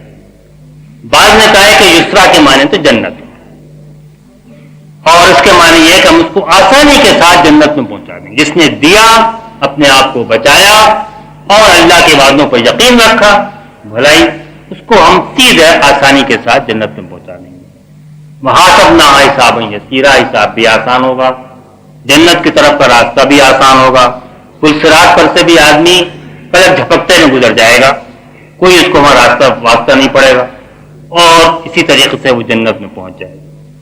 لیکن جنت میں آدمی ایسے ہی تو نہیں پہنچ جائے گا. اس لیے لوگوں نے کہا نہیں, اس کے معنی یہ بھی ہیں کہ دنیا میں جو جنت کا راستہ ہے وہ بھی ہم اس کے لیے آسان کر دیں گے, اور جنت میں دنیا کا راستہ جو ہے وہ نیکی کا راستہ ہے. ان نیکیوں کا جن کی 3 بنیادی بڑی بڑی نیکیوں کا ذکر تو یہیں پر ہو گیا ہے. تو جو آدمی نیکی کا راستہ اختیار کرے گا اس کے لیے ہم نیکی کے راستے کو آسان کر دیں گے. اس کے لیے نیکی کرنا آسان ہوگا, برائی کرنا مشکل ہوگا. اور اس کے بعد پھر جو یہ فرمایا کہ ہم اس کو آسان کر دیں گے, تو یہ دراصل اس بات کو کہنے کا انداز ہے پر ہم اس کی طبیعت, اس کا مزاج ایسا بنا دیں گے کہ اس کو نیکی کرنے میں سہولت ہو نظر آئے گی اور برائی کرنے میں مشکل نظر آئے گی. اس طریقے سے اس کی پوری فطرت کا, مزاج کا سانچہ ہی جو ہے وہ بالآخر نیکی کے سانچے میں ڈھلتا جائے گا. اگر یہ کہا جائے کہ اس کے معنی پھر یہ ہوگا دراصل یہ تو اللہ تعالیٰ کا کام ہے کہ وہ کرے, ہمارے کرنے کا کیا ہے؟ اس میں بھی ایک حدیث ہے حضرت علی رضی اللہ عنہ سے، بخاری میں مروی ہے کہ ایک حضور قبرستان میں گئے، کوئی جنازہ دفن ہونے والا تھا، آپ بیٹھ گئے زمین کے اوپر، پھر آپ نے تنکا لے کے زمین پر لکیریں، جیسے ہوتی ہے عادت، آپ نے لکیر کھینچنا شروع کی، پھر آپ نے کہا کہ ہر آدمی کا ٹھکانہ تو مقرر ہے جنت دوزخ کا، تو پھر لوگوں نے کہا پھر ہم عمل کیوں کریں؟ پھر آپ نے یہی آیت پڑھی کہ جو نیکی کرے گا، جس کو نیک ٹھکانے پر پہنچنا ہے جنت میں، اسی کے لیے نیک کام کرنا سہل اور آسان ہوگا، اور جس کے نہیں پہنچنا اس کے لیے نہیں ہوگا۔ تو بعض مفسرین نے تو 7-8 احادیث نقل کی ہیں جن میں یہی موضوع ہے، اور حضور نے انہی آیات کو تلاوت کر کے فرمایا کہ نہیں، کوشش کرو، اگر تم اچھے کام کرو گے تو اس کے معنی اللہ نے تمہیں اچھے کاموں کے لیے اہل بنایا ہے، اور اچھے کاموں کو تمہارے لیے وہ آسان کر دے گا، اور برے کام کرو گے تو برے کاموں کا اہل بنایا ہے، اور برے کاموں کو آسان کر دے گا۔ تو یہ آپ دیکھیں کہ ان 3 آیتوں کے اندر اللہ تعالیٰ نے کتنی ہم کو قیمتی باتیں بتائی۔ آگے سے فرماتا ہے وَأَمَّا مَن بَخِلَ وَاسْتَغْنَىٰ وَكَذَّبَ بِالْحُسْنَىٰ فَسَنُيَسِّرُهُ، اور جس نے کنجوسی کی، وہ کنجوسی کا لفظ اگر مال کے معنوں میں استعمال ہوتا ہے اور آپ سمجھیں کہ یہ تو ذرا مشکل لفظ ہے، تو شاہ عبد القادر صاحب اس کا ترجمہ کرتے ہیں جس نے نہیں دیا۔ اگر پہلے تھا کہ دیا تو یہاں پر جس نے نہیں دیا اور بے پرواہ رہا، اور جس نے بھلی بات کو یا بھلے اجر کو جھوٹ جانا اور جھوٹ مانا، یہ 3 صفات اس کے مقابلے میں بیان ہوئی، تفصیلات بیان کرتی ہے۔ تو جیسے ہی آگے بڑھتا ہے اس کا بخل جو ہے یہ دل کی تنگی سب سے پہلے ہے، اس کے بعد پھر جیب کی تنگی بھی ہے، اور سب کچھ دینے کے اندر تنگ دلی ہے کہ جو آدمی کے اندر پیدا ہو۔ بخل ان برائیوں میں سے ہے کہ جو جھوٹ کے بعد سب سے بڑی برائی، جس طرح سچائی کے بعد سخاوت سب سے بڑی نیکی ہے، اس طرح جھوٹ کے بعد سب سے بڑی برائی جو ہے وہ بخل ہے۔ مومن بخیل نہیں ہو سکتا، جھوٹ کنجوس نہیں ہو سکتا، اور یہ کنجوسی بھی صرف مال کے بارے میں نہیں ہے بلکہ یہ ہر چیز کے بارے میں ہے۔ جب اپنا وقت دینے کا مرحلہ آئے تو آدمی وقت نہ دینا چاہے، جب توجہ دینے کا مرحلہ آئے توجہ نہ دینا چاہے، کسی کا کام کرنے کے لیے محنت کرنا پڑے تو محنت نہ کرنا چاہے، صرف اپنے لیے آدمی محنت کرے، اپنے لیے جیے، اپنے لیے وقت لگائے، اپنے لیے قوتیں لگائے، اور دوسروں کے لیے کنجوسی کرے، تنگ دلی ہو۔ تو یہ بھی بات صاف رہنی چاہیے کہ اس کے معنی یہ نہیں ہے کہ آدمی سب جوڑ جوڑ کے رکھے تو کنجوس ہوتا ہے، بلکہ جو آدمی جمع کرے اور خرچ کرے تو صرف اپنے مشاغل پہ کرے۔ شادی بیاہ ہو تو لاکھوں اڑا دیے، مکان بنانا ہو تو لاکھوں کروڑوں لگا دیے، لباس خریدنا ہو تو کھڑے کھڑے 2000 کا لباس خرید لیا، کوئی فقیر ہاتھ پھیلائے تو 4 آنے دینے سے پہلے بھی سوچا کسی تحقیق کریں گے پہلے واقعی یہ مستحق ہے یا نہیں ہے، اگر مستحق ہوگا تو 4 آنے 1 روپیہ دیں گے، اور نہیں ہوگا تو نہیں دیں گے، اس کے پیچھے ہرکاریں دوڑائیں گے۔ یہ سب جو ہیں یہ اللہ تعالیٰ نے ان اللہ لا یحب مختالا فخورا الذین یبخلون ویامرون الناس بالبخل۔ تو پھر اس نے دوسری بات بڑی عمدہ یہ بتائی ہے کہ ومن یبخل فانما یبخل عن نفسہ، جو بچا کے رکھتا ہے وہ جس کو دینا ہے اس سے نہیں بچاتا، بلکہ وہ تو دراصل اپنے آپ سے کنجوسی کرتا ہے۔ اگر دے دے گا تو اس کے کام آئے گا، محفوظ ہو جائے گا، ڈپازٹ ہو جائے گا، اور بینک اکاؤنٹ اس کا اللہ کے پاس کھل جائے گا، اس بینک اکاؤنٹ سے وہ چیک جاری کر کے ڈرا کر سکتا ہے قیامت کے روز جب اس کو ضرورت ہوگی، اور یہاں پر جو بچا بچا کے رکھے گا وہ آخری سانس آئے گی اور سب اس کے قابو سے باہر نکل جائے گا۔ اس بات کو حدیث میں یوں کہا گیا ہے، ایک حدیث میں کہ آدمی کہتا ہے مالی مالی، یہ میرا مال ہے، یہ میرا مال ہے، دیکھو میری کارخانہ کھڑا ہے، میرا کاروبار ہے، یہ میرا بینک بیلنس ہے، تو مال میں سے تو اس کا وہی ہے جس نے کھایا یا پیا یا اللہ کی راہ میں دیا، بس، اور کچھ اس کا نہیں، باقی سب اس کا دوسروں کا مال، وارثوں کا مال ہے، دوسرے اس کو کھائیں گے پیئیں گے، وہ نہیں کھا پی سکتا، نہ اس سے کام آ سکتا ہے۔ تو وہ یبخل فانما یبخل عن نفسہ، اپنے آپ ہی سے وہ بخل کرتا ہے۔ اس کے بعد دوسری صفت بتائی واستغنا، استغنا کے معنی بے نیاز ہونا، لاپرواہ ہونا۔ اب یہاں پر بھی میں بار بار اشارہ کر رہا ہوں کہ یہ نہیں فرمایا کس چیز سے بے نیاز ہوا، کس چیز سے بے پرواہ ہوا. اللہ تعالیٰ سے بے نیاز ہو گیا، کبھی نہیں سوچتا کہ اس کو کیا چیز پسند ہے کیا چیز ناپسند ہے، وہ کیا چاہتا ہے کیا نہیں چاہتا، اس نے کیا حکم دیا ہے کیا حکم نہیں دیا. سب کام کرتا ہے، کاروبار کرتا ہے، مال کماتا ہے، خرچ کرتا ہے، شادی بیاہ کرتا ہے، دن رات گزارتا ہے، سوتا ہے، جاگتا ہے. یہ خیال بھولے سے بھی نہیں آتا کہ اللہ تعالیٰ نے اس بارے میں کیا کہا ہے. یہ استغنا ہے، بے نیازی ہے. یہ تو سب سے بڑا کفر و شرک ہے. اگر آپ سوچیں تو ماڈرن زمانے کا تو کفر و شرک یہی استغنا ہے. اللہ سے انکار نہیں ہے. ایک مشہور فرانسیسی فلاسفر کہتا ہے کہ لوگ کہتے ہیں تم اللہ کا انکار کرتے ہو، خدا کا. ہم خدا کا انکار نہیں کرتے. ہم کو تو اس سے دلچسپی نہیں ہے کہ خدا ہے یا نہیں. ہم کو اس سے کوئی پرواہ نہیں ہے، اس لیے کوئی دخل ہماری زندگی میں کوئی کاروبار نہیں ہوتا، ہمارے ساتھ کوئی معاملہ نہیں. یہ استغنا کی انتہائی شکل ہے جو آپ کو موجودہ دور میں نظر آتی ہے. سارا کاروبار چلتا ہے بغیر یہ سوچے کہ اللہ تعالیٰ کیا چاہتا ہے، وہ کیا کہتا ہے. پھر یہ استغنا ان نیکیوں اور برائیوں کے اجر سے بھی ہے اور اس کی سزا سے بھی ہے. اس کا ذکر قرآن و حدیث میں اللہ اور رسول نے فرمایا ہے. پھر دراصل آپ غور کریں، دراصل یہ بے نیازی خود اپنی بھلائی سے بے نیازی، اپنی بہتری، اپنے انجام سے بے نیازی کیا ہونے والا ہے. اسی بات کو اللہ تعالیٰ نے دوسری جگہ فرمایا ہے کہ وَلَا تَكُونُوا كَالَّذِينَ نَسُوا اللَّهَ فَأَنسَاهُمْ أَنفُسَهُمْ. جو اللہ کو بھول گئے، اس سے بے نیاز ہو گئے، اللہ نے ان کو خود اپنے نفس سے فراموش کرا دیا، اس کو بھلا دیا، اس کی بھلائی سے بے نیاز ہو گئے. اور استغنا بھی برائیوں کی جڑ ہے. لاپرواہی میں جب آدمی لاپرواہ ہو جاتا ہے جب ہی وہ گناہ کرتا ہے، فجور میں پڑتا ہے.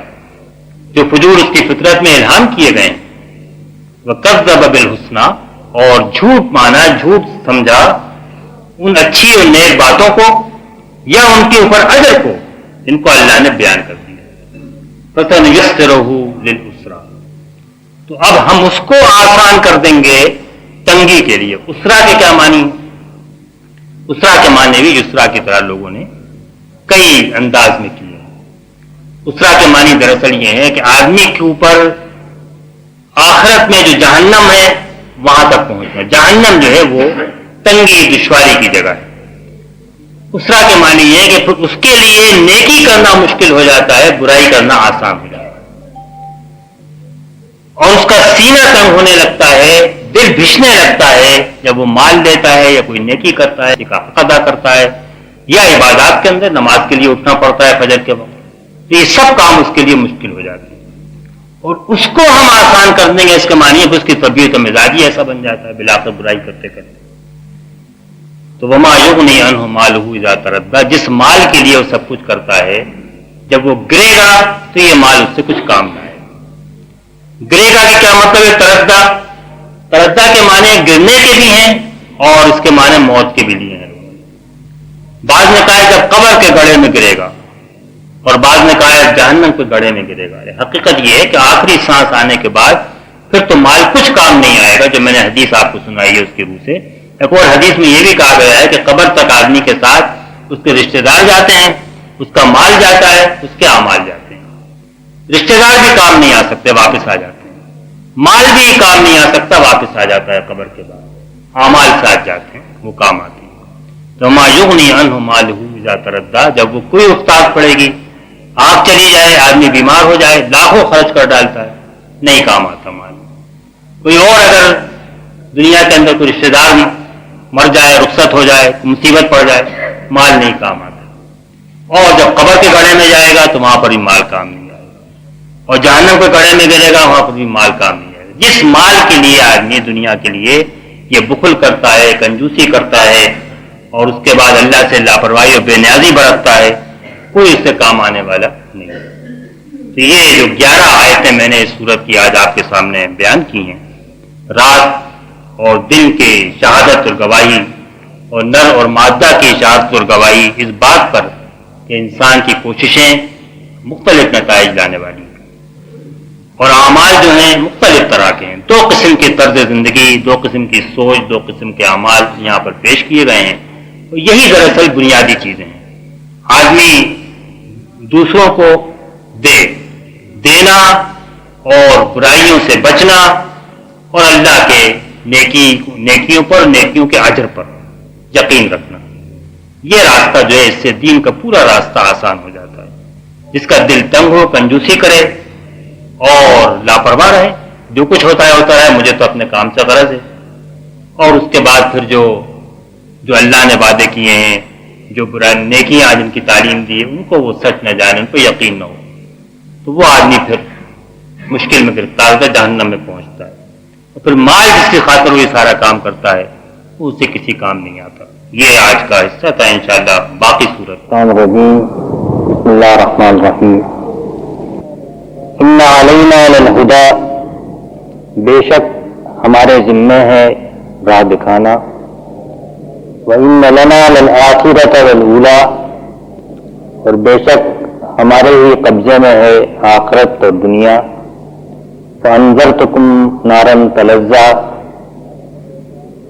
بس میں ہوشیار کرتا ہوں تم کو نارن تلظیٰ، آگ سے جو بھڑکتی ہے، لا یصلاھا، نہیں گرے گا اس میں، الا الاشقی، سوائے اس کے جو بڑا بدبخت ہے، الذی کذب وتولی، جس نے جھٹلایا اور منہ پھیرا، وسیجنبھا الاتقی، اور وہ بچا دے گا اس سے اس کو جو بہت ڈرنے والا ہے، الذی یؤتی مالہ، جو کہ دیتا ہے اپنا مال، یتزکا، تاکہ وہ اپنا تزکیہ کرے، وما لأحد، اور نہیں کسی کا، عندہ اس کے اوپر، من نعمت، کوئی احسان، تجزا، جس کا بدلہ دیا جائے، الا ابتغاء، مگر تلاش میں، طلب میں،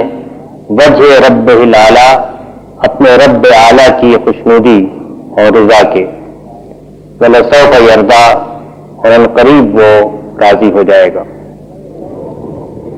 سورہ اللیل کی 21 آیات میں سے یہ آخری 10 آیات ہیں جن کی میں نے آپ کے سامنے تلاوت بھی کی ہے اور ترجمہ بھی کیا ہے۔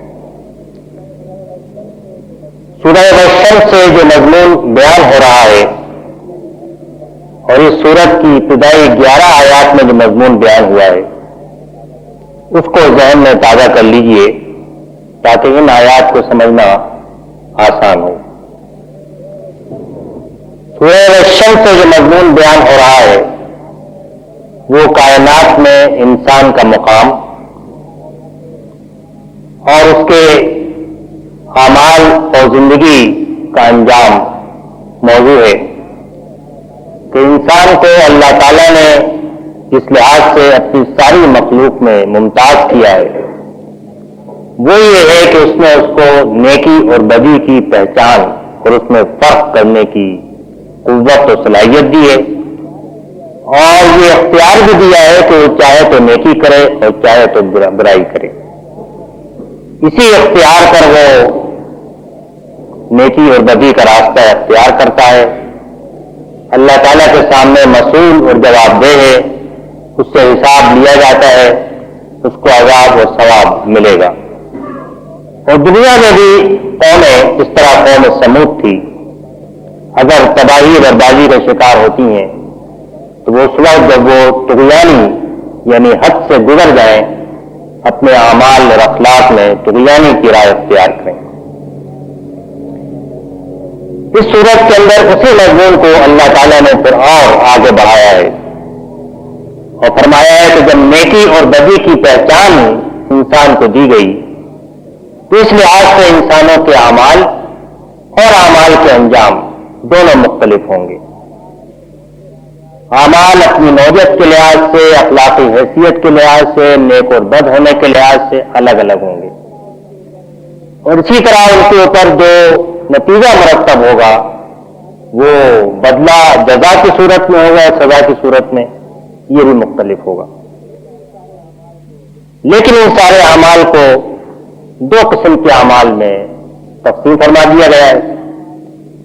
ایک وہ اعمال کہ جو 3 صفات سے ظاہر کیے گئے، جو دیتا ہے اور ان چیزوں سے بچتا ہے جو برائی کی چیزیں ہیں، اور جو نیکیاں ہیں ان کو سچا مانتا بھی ہے اور سچ ان کی تصدیق بھی کرتا ہے.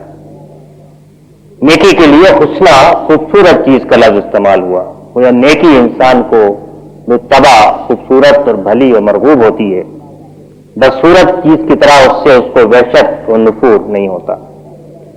اور اس کا انجام یہ ہوگا کہ اللہ تعالیٰ اس کے لیے نیکی کی راہ پہ چلنا آسان کر دے گا، دنیا میں بھی اور آخرت میں بھی اپنے انجام یعنی جنت تک. ان 3 صفات میں جیسا میں نے آپ کے سامنے تفصیل سے بتایا تھا، یہ بنیادی صفات ہیں. جو کچھ اللہ نے دیا ہے وہ دینا، بس دیا، کیا دیا، کس کو دیا، کتنا دیا، یہ تو قرآن مجید اور شریعت میں بہت سارا کھول کے بیان ہوا. لیکن جب قرآن کے نزول کا آغاز ہے، جو زمانے کی یہ صورت ہے، تو انسان کی سیرت بنائی جا رہی ہے. تو سیرت جو ہے وہ جمع کرنے اور گن گن کے رکھنے اور سیٹ کے رکھنے اور صرف اپنے لیے رکھنے کے بجائے دوسروں کو دینا، اپنا مال بھی، وقت بھی، جان بھی، ہر چیز، اور زندگی ذمہ داری کے ساتھ گزارنا. وہ کام جو غلط ہے ان سے بچنا اور اس کا خیال رکھنا ہے کون سے کام غلط ہیں، یہی تقویٰ کے معنی. اور اس کے اجر پہ بھی یقین رکھنا، اور اللہ تعالیٰ نے جتنی بھلائیوں کا ذکر فرمایا ہے ان سب کی اپنے قول سے اور عمل سے تصدیق کرنا. انہی پر سارے دین و شریعت کی بنیاد ہے. اس کے مقابلے میں 3 صفات جو ہے وہ بخل، نہ دینا، کنجوسی کرنا، مال میں بھی اور دوسری چیزوں میں بھی، اپنے وقت میں اور جان میں اور صلاحیتوں میں اور قوتوں میں اور لوگوں سے برتاؤ میں، سب میں دل کی تنگی اور کنجوسی، اور بے نیاز رہنا، کام کرتے ہوئے، مال کماتے ہوئے، خرچ کرتے ہوئے، وقت گزارتے ہوئے اس کی پرواہ نہ کرنا کون سی چیز اللہ تعالیٰ کو خوش کرنے والی ہے اور کون سی اس کو ناراض کرنے والی ہے. اور جو بھلائیاں ہیں ان کے اپنے قول اور فعل سے ان کو جھٹلانا اور ان کی تکذیب کرنا. اس کے لیے پھر برائی کا ہی راستہ جو ہے وہی آسان ہو جاتا ہے، اس پر آدمی چلتا جاتا ہے. اور جس مال کے لیے وہ سب کچھ کرتا ہے وہ مال اس کے کسی کام نہیں آتا. آخری آیت یہ تھی کہ وما یغنی عنہ مالہ اذا تردی، جب وہ گڑھے میں گرے گا، اونچائی سے نیچے گرے گا، جس کے معنی قبر میں جانے کے بھی ہو سکتے ہیں، آخرت میں جہنم کے گڑھے میں جانے کے بھی ہو سکتے ہیں. تو پھر جس مال کو اس نے سیٹ کے رکھا، جمع کر کے رکھا، وہ اسے کسی کام نہیں آئے گا. اس کے بعد اگر آپ پیچھے لوٹ کے جائیں تو جہاں 3 چیزوں کو شہادت میں پیش کیا گیا تھا، رات کو اور دن کو، اور اللہ تعالیٰ کی ساری مخلوق جو کہ آگے بڑھتی ہے، اس کا سلسلہ جاری رہتا ہے، وہ انسان ہو، جانور ہو، نباتات ہوں، ان میں نر اور مادہ کا پیدا کرنا. اور اس کے بعد ہے یہ سب اس پر گواہ ہیں کہ جس طرح یہ مختلف ہیں اسی طریقے سے لوگوں کے اعمال بھی مختلف ہوتے ہیں. ان سعیکم لشتی، اور بیچ میں بیان ہو گیا کہ کوششیں اور ان کے انجام کس طرح مختلف ہوتے ہیں. اور اب سلسلہ بیان پر وہیں سے شروع ہو رہا ہے. ان سعیکم لشتی کے بعد فرمایا گیا ان علینا للہدی. جب اعمال مختلف ہیں، انجام مختلف ہیں، آدمی دنیا میں امتحان کے لیے تنہا بھیج دیا گیا ہے، تو اس کے ذہن میں یہ سوال طلب پیدا ہوتی ہے کہ میں صحیح راستہ کیسے پاؤں گا، صحیح راستے پر کیسے چلوں گا اور اپنی منزل تک کیسے پہنچوں گا. تو یہاں اس کو اس کے جواب میں اطمینان دلایا گیا کہ بے شک ہدایت جو ہے یہ ہمارے ذمہ ہے. خدا اور ہدایت دونوں کے معنی ہیں راہ دکھانا اور راہ پہ چلانا اور منزل تک پہنچانا. تینوں معنی اس کے اندر شامل ہوتے ہیں. لیکن قرآن مجید نے خدا کے لفظ کو خاص طور پہ اس ہدایت کے لیے استعمال کیا ہے جو کہ اللہ تعالیٰ کی طرف سے آئے، اور کسی مخلوق کی طرف سے ہدایت کے لیے اس نے خدا کا لفظ نہیں استعمال کیا، صرف ہدایت کا لفظ استعمال کیا. تو یہ خدا کا لفظ دراصل ہدایت الہی کے معنوں میں ہے. اور فرمایا کہ یہ ہمارے ذمہ ہے کہ ہم راہ دکھائیں. امام راغب اصفہانی جو قرآن کی لغت کے بڑے امام ہیں، وہ فرماتے ہیں کہ ہدایت کے دراصل 4 معنی ہیں. ایک وہ ہدایت ہے جو آدمی کی فطرت میں اور جانوروں کی بھی فطرت میں اور سب کی فطرت میں وضعیت کر دی گئی ہے. اور بلی ہو یا کتا ہو یا گھوڑا ہو یا انسان کا بچہ ہو، وہ پیدا ہوتے ہی سے ہدایت لے کر آتا ہے. اس کا تو زندگی کیسے گزارنا ہے، اس کو غذا کہاں سے ملے گی، اور کیسے وہ اپنی زندگی سہولت کے ساتھ بسر کرے. اور دوسرا ہدایت کا درجہ جو ہے وہ یہ کہ جو اللہ تعالیٰ نے آدمی کی فطرت میں سوچنے سمجھنے کی، نیکی بدی کے درمیان فرق کی، اپنے حواس کے ذریعے علم حاصل کرنے کی، اپنی عقل کے ذریعے فیصلے کرنے کی، نتیجے تک پہنچنے کی، یہ ساری چیزیں بھی اللہ نے اس کو دی ہیں اور یہ راہ دیکھنے کے لیے ضروری ہیں. اسی طرح کائنات میں رات اور دن میں، آسمان و زمین کی پیدائش میں، بارش کے برسنے میں، رزق کے دیے جانے میں، ان سب میں بھی ہدایت کا سامان ہے اور یہ اس کی طرف سے راہ دکھانے کے لیے.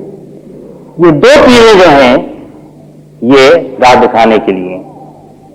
اس کے بعد پھر اس سے جو اگلا ہدایت کا درجہ ہے وہ وحی اور اللہ کے رسولوں کے ذریعے ہے. یہ جو ہے یہ کافی نہیں ہے، ان سے ہر آدمی نہیں ہے حقیقت کو پا سکتا کہ صحیح راستہ کیا ہے، نیکی کیا ہے، برائی کیا ہے، میں زندگی کیسے بسر کروں. اس لیے اللہ تعالیٰ نے آدم سے اس کی پیدائش کے وقت ہی یہ وعدہ فرمایا کہ فَإِمَّ يَأْتِيَنَّكُم مِّنِّي هُدًى فَمَن تَبِعَ هُدَايَ فَلَا خَوْفٌ عَلَيْهِمْ وَلَا هُمْ يَحْزَنُونَ. آدم کو یہ بتا دیا گیا کہ تم بہت کمزور ہو، تمہارا ارادہ بھی کمزور ہے اور تمہارا حافظہ بھی کمزور ہے. تم کو حکم دیا جاتا ہے، تم بھول جاتے ہو. ایک چیز کو کرنے کا ارادہ کرتے ہو، شیطان کے وسوسے غالب آ جاتے ہیں، تمہارے پاؤں پھسل جاتے ہیں. آدم تو بہت پریشان ہوئے کہ پھر میں دنیا میں اپنے امتحان میں کیسے پورا اتروں. تو میں لغزش ہوگی تو توبہ کرنا میں قبول کر لوں گا، اور راستہ بھول جاؤ گے تو میں اپنے انبیاء کو بھیجوں گا جو تمہیں راستہ دکھاتے رہیں گے. یہ دو انتظام اس نے سورہ البقرہ میں ذکر فرمایا. شروع میں اس نے دو انتظاموں کا ذکر کر دیا. تو ہمارے ذمہ ہے راستہ بتانا، اسی کی تکمیل کے لیے انبیاء آتے ہیں. یہ یہاں تک جو کام ہوتا ہے وہ تو راستہ دکھانے کے معنوں کا ہوتا ہے. اب راستے پہ چلنا اور منزل تک پہنچنا، یہ دو کام باقی رہتے ہیں. تو راستہ دکھانے کے بعد راستے پر چلنے کے لیے اس کی پہلی شرط یہ کہ وہ آدمی جو اپنے ان قوتوں سے فیصلہ کرے کہ میں اپنا تزکیہ کروں گا، صحیح راستے پر چلوں گا، برائیوں سے پاک کروں گا، نیکیاں اختیار کروں گا، پھر اللہ تعالیٰ اس کو راستہ بھی آگے بھی چلتے ہیں، اس کے دکھاتے ہیں، انگلی پکڑتے ہیں، وہ گر پڑتا ہے اٹھا کر کھڑا کر دیتے ہیں، توبہ کی توفیق دیتے ہیں. لیکن یہ ہر ایک کو نہیں ملتی، اسی کو ملتی ہے اس کے اندر ارادہ موجود ہو اور کوشش موجود ہو. دو چیزیں وہ سب سے مانگتا ہے، ارادہ ہونا چاہیے، کوشش ہونا چاہیے. اس کے بعد باتیں پھر ہمارے ذمہ ہے. والذین جاہدوا فینا لنہدینہم سبلنا. جو ہمارے راستے میں کوشش کریں گے ان کے لیے ہم راستے کھولتے چلے جائیں گے. کوئی راستہ بند نہیں ہوگا، ہاتھ پکڑ کے ہم راستہ دکھائیں گے. اس کے آگے راستہ دکھانا، دکھانے کے آگے راستے پہ چلانا، یہ کسی انسان کے بس میں نہیں ہے، یہ انبیاء کے بس میں بھی نہیں ہے. ایک طرف تو قرآن نے فرمایا کہ انک لتہدی الی صراط مستقیم. حضور سے مخاطب ہو کے کہا کہ آپ لوگوں کو صراط مستقیم کی طرف ہدایت کرتے ہیں. اور ایک دفعہ فرمایا کہ انک لا تہدی من احببت. جس کو آپ چاہیں اس کو آپ ہدایت نہیں دکھا سکتے، بلکہ یہ اللہ کے اوپر ہے کہ وہ اپنی مشیت کے مطابق ہدایت دکھاتا ہے. اتنی دیر میں اس نے واضح کر دیا ہے کہ یہ ہدایت دکھانا کوئی اندھے کی طرح، روغنی بانٹنے کی طرح نہیں ہے. جس کو چاہا دے دیا، اس کو چاہا نہیں دیا. رزق دنیا کا جو ہے اس کے معاملے میں تو اس نے بار بار کہا ہے کہ ان اللہ یرزق من یشاء بغیر حساب. جس کو چاہتا ہے دیتا ہے، بغیر حساب کے دیتا ہے. اور یہ بھی فرما دیا ہے کہ دنیا کا رزق جو ہے جس کے لیے چاہتا ہے روک لیتا ہے اور جس کے لیے چاہتا ہے کھول دیتا ہے. رزق کا کم ہونا، زیادہ ہونا، بہت ملنا، کم ملنا، اس میں کوئی فارمولا اس کا نہیں ہے، کوئی قانون نہیں ہے، بلکہ اس کی خالص مشیت کے اوپر ہے. اس لیے دنیا کے سارے رزق کی کوئی قیمت اس کے نزدیک نہیں ہے.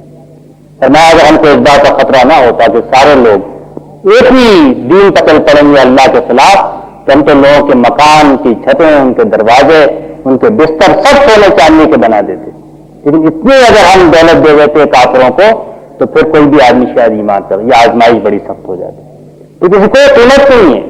ہدایت کی تو بڑی قیمت ہے. ہدایت کے نتیجے میں تو وہ سونے کے محل اور سونے کے بستر اور سونے کی چیزیں ملیں گی جو ہمیشہ ہمیشہ کے لیے رہنے والی ہیں. تو یہ تو اسی کو ملے گا جس کو اللہ نے ارادہ دیا اور اس کے اپنے ارادے کو استعمال کیا، اختیار دیا، اختیار کو اس نے صحیح جگہ خرچ کیا، عزت بھی عمل کی اس نے کوشش کی. لیکن ارادے اور کوشش سے زیادہ سے کوئی مطالبہ نہیں. یہ کر لو یہ اس کا مطالبہ کہیں نہیں ہے کہ جہاد کر لو، نماز پڑھ لو، دین قائم کر لو، لیکن ارادہ اور کوشش اپنے تزکیے کا، مال دینے کا، یہ اس کی طرف سے، یہ پھر تیسرا درجہ ہے. اور چوتھا یہ کہ پھر اللہ تعالیٰ کی جنت کی طرف بھی پہنچاتا ہے. چنانچہ جنت میں جو لوگ جمع ہوں گے ان کو یہ قول قرآن نے نقل کیا ہے، الحمدللہ الذی ہدانا لہذا. اللہ کا بڑا شکر ہے کہ اس نے ہم کو یہاں تک بھی پہنچا دیا ہدایت دے کر. یہ تو ہدایت کے باقی دو حصے ہیں. انہیں کو اگر آپ اردو میں کہنا چاہیں تو ایک تو راہ دکھانا ہے جو اس نے انسان کی اپنی عقل، حواس، فطرت اور کائنات کی ساری چیزوں کے ذریعے اور انبیاء کے ذریعے راہ دکھائی ہے. ایک راہ پہ چلانا ہے، یہ بھی کام وہی کرتا ہے، یہ بھی ہمارے ذمہ ہے فرماتا ہے، لیکن یہ ان کے لیے ہے کہ جو اس کا ارادہ کریں. یادی الیہ من ینیب، وہ اپنی طرف اس کو راستہ پہ چلاتا ہے جو اس کی طرف توجہ کرے، اس کی طرف رجوع کرے. اور پھر جو رجوع کرتا ہے تو پھر لازمی نتیجہ یہ ہوتا ہے کہ جنت میں ہی پہنچتا ہے. تو پھر حساب اور کتاب ساری منزلوں کے ساتھ گزار کے وہ جنت میں پہنچا دیتا ہے. اور اسی صورت میں بھی آپ نے دیکھا کہ اس نے یہ نہیں کہا کہ ہم ہر ایک کے لیے راستہ آسان کر دیتے ہیں، بلکہ یہ کہا کہ جو جس نے دیا اور جو بچا اور ڈرا اور جس نے اللہ تعالیٰ کے ساتھ اپنا تعلق جوڑا اور اس سے بے نیاز نہیں ہوا اور سچی بات کی تصدیق کی، اس کے لیے ہم یسرہ للعسرا، اس کے لیے ہم آسان کرتے ہیں. یہاں بھی آپ دیکھیں یہی شرط ہے. ایک قدم آؤ گے میں 10 قدم آؤں گا، تم ایک بالش پہ آؤ گے میں ایک ہاتھ آؤں گا، تم چلتے ہوئے آؤ گے میں دوڑتا ہوا آؤں گا. لیکن تم اگر سڑکو گے نہیں اپنی جگہ سے تو کچھ نہیں ملے گا. اپنا ارادہ اور اپنی طرف سے جو قدم اٹھا سکتے ہو وہ ضروری ہے. تو پھر یہ اللہ کا جو وعدہ ان علینا للہدیٰ، تو یہ آدمی کو جو ڈالا گیا ہے اس آزمائش میں ان سعیکم لشتیٰ، اس میں سے پھر وہ اعمال اختیار کرے جو اعمال کے اس صورت میں بیان کیے گئے ہیں. اور پھر ہمارے ذمہ ہے، یہ اللہ کا وعدہ ہے جو جھوٹا نہیں ہو سکتا. اس کو راستہ دکھانا، راستے پہ چلانا اور پھر منزل تک پہنچانا اور راستے کو آسان کرنا، اس سب کی ذمہ داری اس نے لے لی. آپ دیکھیے کہ ان صورتوں میں ہدایت اور ضلالت اور نیکی اور بدی کتنی بنیادی تعلیمات کو چھوٹے چھوٹے جملوں کے اندر بیان کیا جا رہا ہے.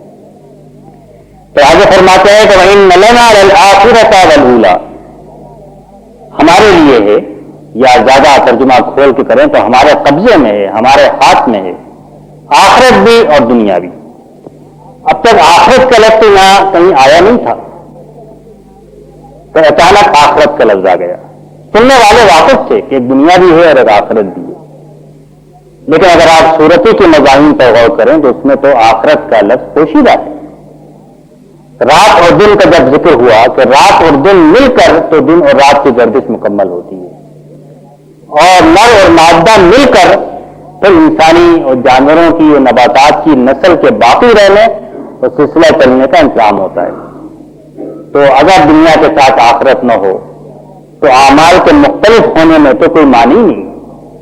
ایک آدمی جھوٹ بولے، ایک آدمی سچ بولے، جو مختلف اعمال کریں اور آخرت نہ ہو تو کیا معنی ہے جھوٹ اور سچ بولنے کے. ایک آدمی فیاض ہو، اپنا مال خرچ کرے، ایک آدمی کنجوس اور بخیل ہو، نہ دے، تو اگر آخرت نہ ہو تو اس کے بعد کیسے کام انجام مکمل ہو. فَنَجْعَلُ الْمُسْلِمِينَ كَالْمُجْرِمِينَ، کیا ہم اطاعت کرنے والوں کو، جرم کرنے والوں کو برابر کر دیں گے، ایک طرح سے کر دیں گے؟ کیا تم نے یہ سمجھ لیا ہے کہ ہم نے تم کو بیکار پیدا کیا ہے اور تم سے ہم تمہاری طرف لوٹ کے نہیں آؤ گے؟ تو نیکی اور بدی کے تو معنی اسی وقت ثابت ہوتے ہیں جب یہ بھی ہو کہ دنیا کی زندگی ختم ہوگی اور آخرت آئے گی. لیکن جو بات یہاں پر فرمائی ہوئی ہے کہ دنیا اور آخرت دونوں ہمارے قبضے میں ہیں، ہماری ملکیت میں ہیں. تو یہ بڑی اہم بات ہے جو کہ یہاں پر کہی گئی ہے. اس کے معنی یہ ہیں کہ دنیا اور آخرت میں کوئی چیز بھی تم کو ہمارے علاوہ فائدہ اور نفع نہیں پہنچا سکتی. اگر تم دنیا کو سیٹ کے رکھتے ہو اور دنیا کی چیزوں کو اللہ کی راہ میں خرچ نہیں کرتے ہو تو یہ دنیا میں کوئی اور چیز ہمارے علاوہ تمہارے کام نہیں آ سکتی، کسی کے قبضے میں نہیں ہے. اور آخرت میں تو کوئی بھی نہیں ہے کہ جو تمہارے کام آنے والا ہو. پھر اس کے معنی یہ ہے کہ تم اگر دنیا اور آخرت تو اس طرح ہمارے تصرف میں ہے، اس بات کو احادیث میں بھی بڑے واضح کر کے بیان کیا گیا ہے کہ تم سے جو نیکی اور بدی کا مطالبہ ہے وہ اس لیے نہیں ہے کہ اللہ تعالیٰ کو اس سے کچھ ملنے والا ہے. لوگ پوچھتے ہیں اللہ کیا چاہتا ہے ہم سے نماز پڑھوا کے. یہ اکثر سوال آپ سنتے ہیں, اللہ کو کیا ملے گا اگر ہم نیکی کریں گے, کیا ملے گا اگر ہم, کیا اس پر جائے گا اگر ہم برائی کریں گے. یہ ہمیشہ سے سوال رہا ہے انسان کے ذہن میں. تو اس کا جواب قرآن میں بھی دیا گیا ہے, حدیث کے اندر بھی, کہ اگر تم سب کے سب اتنے نیک ہو جاؤ جتنا دنیا کا نیک ترین آدمی ہے, تو اللہ تعالیٰ کی کائنات میں اتنا بھی اضافہ نہیں ہوا جتنا کہ ایک پانی کی بوند ہوتی ہے. اور اگر سب کے سب اتنے بدکار نافرمان ہو جائیں اتنا کہ بدترین آدمی ہو سکتا ہے, اس کی سلطنت پر کوئی کمی نہیں ہوگی. تو یہ دنیا اور آخرت تو ہماری ملکیت ہے, ہمارے قبضے میں ہے. تمہارے نیک برے اعمال سے نہ کچھ ملتا ہے نہ جاتا ہے. پھر اس کے معنی یہ بھی ہوئے کہ دنیا اور آخرت کو اگر مانگنا ہے تو ہم سے مانگو. دنیا کو ان ذرائع سے نہیں تلاش کرو جو ہم نے منع کر دیے ہیں, اور آخرت کی بھلائی تلاش کرنا ہے تو بھی ہم سے طلب کرو. سب ہماری ملکیت ہے, ہمارے قبضے میں ہے. تو نیکی کی روش پہ چلو, نیک بنو, تمہاری کوششیں مختلف ہوں گی. تو یہ دنیا اور آخرت کی پوری ملکیت جو ہے یہ ہمارے ہاتھ میں ہے, اور اسی کے ذریعے تم ہمارے ذریعے دونوں جگہ کی بھلائیاں حاصل کر سکتے ہو. جب دنیا اور آخرت ہمارے ذمہ ہے, اس نے فرمایا, تو پھر آدمی کے ذہن میں یہ سوال پیدا ہو سکتا ہے کہ اللہ تعالیٰ نے آخرت میں اعمال کا کیا انجام مقدر کر رکھا ہے. دنیا کے بارے میں اس نے کھول کے بیان فرما دیا کہ جو اچھی باتیں کرے گا, جس میں سے 3 باتیں جو بنیادی باتیں ہیں اس نے بیان فرما دی ہیں, جس نے دیا اور جو ڈرا اور بچا, اور جس نے نیکوں کی تصدیق کی نہ دیا اور بخل و کنجوسی کی اور برائیاں اس کے اندر رہی, اس کا آخرت میں کیا انجام ہونے والا ہے. اب صورت میں بیان کرو اس کی طرف پڑتا ہے. فرماتے ہیں کہ فَأَنذَرْتُكُمْ نَارًا تَلَظَّىٰ لَا يَصْلَاهَا إِلَّا الْأَشْقَىٰ. بس میں تم کو خبردار کرتا ہوں. انذرا کے معنی ڈرانے کے بھی لوگ کرتے ہیں, خبردار کرنے کے بھی کرتے ہیں, ہوشیار کرنے کے بھی ہوتے ہیں. تینوں کے اندر ایک ہی مفہوم ہے کہ آدمی خبردار ہو جائے کہ اگر میں نے یہ کام کیے تو ان کا انجام کیا ہونے والا ہے. فَأَنذَرْتُكُمْ, بس میں تم کو خبردار کرتا ہوں, ہوشیار کرتا ہوں ایک آگ سے کہ جو بھڑکتی ہوئی. آگ کا ذکر تو قرآن مجید میں بہت تفصیل سے ہے, اور بعض جگہ صرف آگ کہہ کر بات ختم کر دی گئی ہے. اصل میں آگ کا عذاب جو ہے قرآن مجید سے یہ معلوم ہوتا ہے کہ یہ عذاب جو جلنے کا عذاب ہے, یہ ہمارے ادب میں, ہمارے تجربے میں, ہمارے محاورے میں, سب میں یہ بات معروف ہے کہ بڑی تکلیف کوئی ہو تو اس کے لیے ہم جلنے کا لفظ استعمال کرتے ہیں. باطنی تکلیفیں ہوں, روحانی تکالیف ہوں, نفسیاتی تکالیف ہوں, میں تو غم کی آگ میں جلنا ہوں, میں تو جدائی کی آگ میں جلنا ہوں, اور بہت ساری چیزیں ہم سب بولتے ہیں. تو یہ آگ وہ آگ بھی ہے جسم کو جلائے گی. قرآن مجید نے اس بات کی بھی وضاحت کی کہ یہ وہ آگ بھی ہے کہ جو دل کو بھی جلائے گی, اور نفسیاتی طور پر بھی آدمی کو ندامت کی آگ میں, اور شرمندگی کی آگ میں, اور کف افسوس ملنے کی آگ میں, یہ ساری آگیں جو ہیں یہ جمع ہو جائیں گی. تو ان کے اوپر بھی آگ ہوگی اور نیچے بھی آگ ہوگی. لیکن اس میں جو بڑی جامع بات ہے وہ یہ ہے کہ دراصل جو آگ کا قرآن مجید نے تصور دیا ہے وہ یہ ہے کہ آدمی جو کچھ بھی چاہے گا اور جس کو بھی دنیا میں پسند کرتا رہا ہے, ہر چیز اس کے بالکل مخالف اس کو ملے گی. پیاس لگے گی, کھولتا ہوا پانی ملے گا. بھوک لگے گی تو گرم گرم پیٹ اور کانٹوں کا کھانا ملے گا. آرام کرنا چاہے گا تو بستر جو ہے وہ آگ کا ہوگا. ہر طرح سے جو ہے وہ ہر چیز اس کی خواہش کے مخالف ہوگی. اور جنت کی تعریف اس کے بالکل برعکس ہے کہ جہاں آدمی کی ہر خواہش پوری کی جائے گی, جو بھی آدمی چاہے گا وہ اس کی خواہش پوری کر دی جائے گی. اس کا ذکر بھی آپ دیکھیں گے ایک بالواسطہ طریقے سے اسی صورت کے اندر موجود ہے. آگ کا جو نقشہ قرآن مجید میں کھینچا ہے وہ بھی ایسے الفاظ استعمال کیے ہیں جو آگ کو کوئی ایسا نہیں کہ اس طرح ساکت اور جامد آگ جل رہی ہو, بلکہ ایسے کوئی زندہ چیز ہو. وہ بھڑک رہی ہے, وہ ابل رہی ہے, وہ دھاڑ رہی ہے, وہ چیخ رہی ہے, وہ جوش میں آئی ہوئی ہے, اور وہ پکڑنا چاہتی ہے, پیچھے لپکتی ہے. یہ سارے فعل کے صیغے جو ہے مختلف جگہ قرآن مجید میں استعمال ہوئے. یہاں پر تو بھڑکنے کا صیغہ استعمال ہوا ہے, لفظ استعمال ہوا ہے, اور بہت سارے الفاظ استعمال ہوئے. یہ ظاہر کرتے ہیں کہ آگ ایک متحرک چیز ہے اور وہ پھیلتی جا رہی ہے، اور ہم خود دیکھتے ہیں کہ آگ بھڑک اٹھتی ہے تو کس طرح پھیلتی ہے، چلتی ہے. یہ کوئی ثابت جامد چیز نہیں ہے، اور اس سے اس کی جو دہشت اور خوف ہے وہ اس کو پڑھنے کے ساتھ ہی، سننے کے ساتھ ہی آدمی کے حواس کے اوپر چھا جاتا ہے. فَأَنذَرْتُكُمْ نَارًا تَلَظَّىٰ، تو میں نے تم کو خبردار کر دیا ہے، ہوشیار کر دیا ہے اس آگ سے جو بھڑکنے والی ہے. اس آگ میں کون جائے گا؟ لا يصلاها الا الاشقى، اس میں وہی جائے گا جو بڑا بدبخت ہوگا. اس پہ ہمارے مفسرین اگر آپ کو بھی تفسیر کتاب اٹھائیں گے تو بہت سی بحثیں ہیں، بہت سے حوالوں سے ہیں، لیکن کسی بحث میں پڑھنے کی ضرورت نہیں ہے. اس لیے قرآن مجید کا پیغام تو بڑا صاف اور واضح ہے. بڑے بدبخت اللہ نے جو دعوت دی ہے خیر کی، اس کی فطرت میں جو رکھی ہے، انبیاء کے ذریعے بھی دی ہے، اس کو نہ ماننا، اس کے اوپر عمل نہ کرنا، یہ تکذیب ہے. تکذیب کا لفظ قرآن مجید میں صرف زبان سے جھٹلانے کے معنوں میں نہیں استعمال ہوتا، بلکہ عمل سے جھٹلانا جو ہے یہ بھی تکذیب کے اندر شامل ہے. ہو سکتا ہے کہ آدمی زبان سے حق بات کہہ رہا ہو، صحیح بات کہہ رہا ہو، لیکن اس کے باوجود وہ جھٹلانے والا ہو. چنانچہ منافقین کے بارے میں قرآن نے جو کہا ہے کہ منافقین آتے ہیں اور کہتے ہیں کہ ہم گواہی دیتے ہیں کہ آپ اللہ کے رسول ہیں. تو فرماتا ہے اللہ یعلم انک لرسولہ، اللہ خود جانتا ہے یہ سچ بات کہہ رہے ہیں، یہ سچ بات کہہ رہے ہیں، آپ اللہ کے رسول ہیں. لیکن اللہ تعالیٰ اس بات کی گواہی دیتا ہے کہ منافقین جو ہیں وہ جھوٹے ہیں. سچ بات کہنے کے باوجود، سچائی کا اقرار کرنے کے باوجود جھوٹے ہیں. اس لیے ان کا عمل جو ہے وہ ان کے دعوے سے مطابقت نہیں رکھتا. اس طرح منہ موڑنے کے معنی یہ ہے کہ اللہ تعالیٰ نے اور اس کے انبیاء نے جو راستہ نیکی کا بتا دیا ہے اس سے لاپرواہ ہو گئے، اس سے منہ موڑ لیا. لیکن اگر ہم قرآن مجید میں دوسری جگہ دیکھیں تو ہمیں یہ معلوم ہوگا کہ ان دونوں صفات کی بھی جو تفسیر قرآن نے کئی جگہ بیان کی ہے تو انہیں حوالوں سے کی ہے جو حوالے کے اس صورت کے شروع میں بیان ہوئے. مثلا یہ صورت آپ قرآن مجید میں اکثر پڑھتے ہیں اور نمازوں میں بھی پڑھتے ہیں، اس کی درس بھی یہاں پر ہوگا. اور آیت الذی یکذب بالدین، وہ کون ہے جو قیامت کے دن کو جھٹلاتا ہے؟ فذلک الذی یدعو الیتیم ولا یحض علی طعام المسکین، یہ وہ ہے یتیم کو دھکے دے کر دور کرتا ہے اور جو محتاج بھوکے ہیں ان کو کھانا کھلانے کی ترغیب نہیں دیتا. یہ تکذیب کی مثال ہے کہ جو سامنے ہے. یہ تکذیب تو یہ ہے کہ آدمی حق نہ نکالے بندوں کا جو اللہ نے مقرر کر دیا.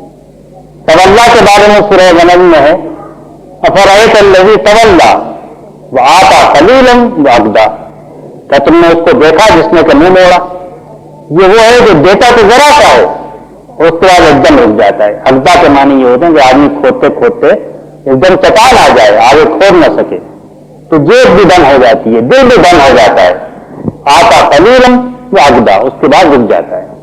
یہ تولا کی تعریف ہے. اور بھی قرآن مجید میں بے شمار مثالیں دی جا سکتی ہیں، لیکن یہاں پر اس کے اندر دراصل اللہ سے بغاوت کے بعد اور دعوت خیر سے منہ موڑ لینے کے بعد یہ جو حقوق اللہ نے یہاں پر بیان فرمائے ہیں ان سے منہ موڑنا، ان کو نہ کرنا، اس کا جو اجر ہے، اس کا جو بدلہ ہے، اس کی جو سزا ہے وہ بھڑکتی ہوئی آگ ہے.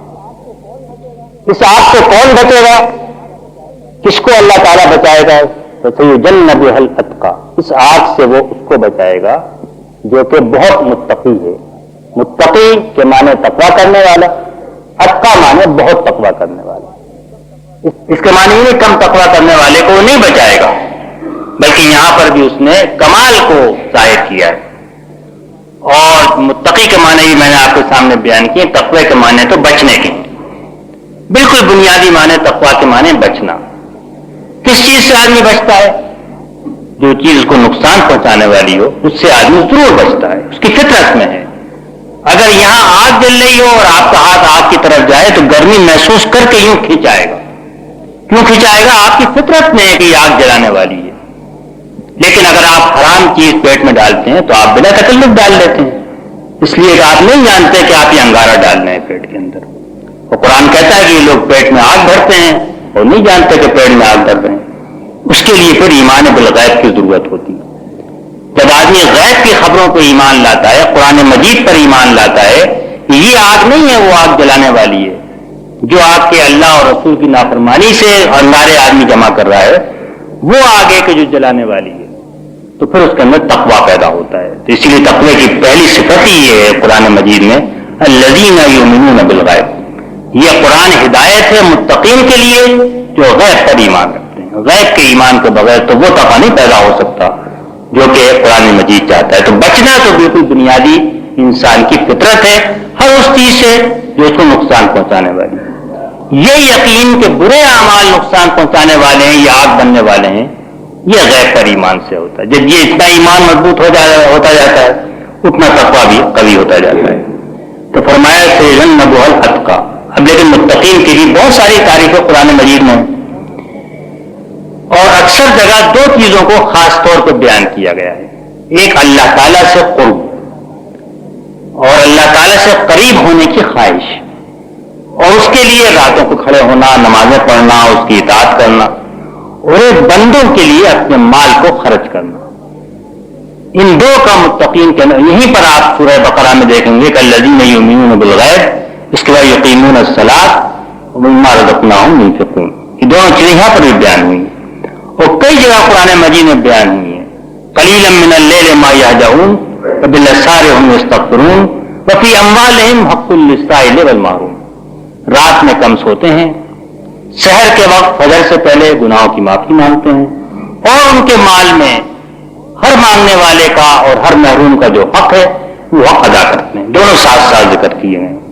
سورہ سجدہ بھی یہی ہے تتجافى جنوبهم بالمضاجع يدعون ربهم خوفا وطمعا ومما رزقناهم ينفقون.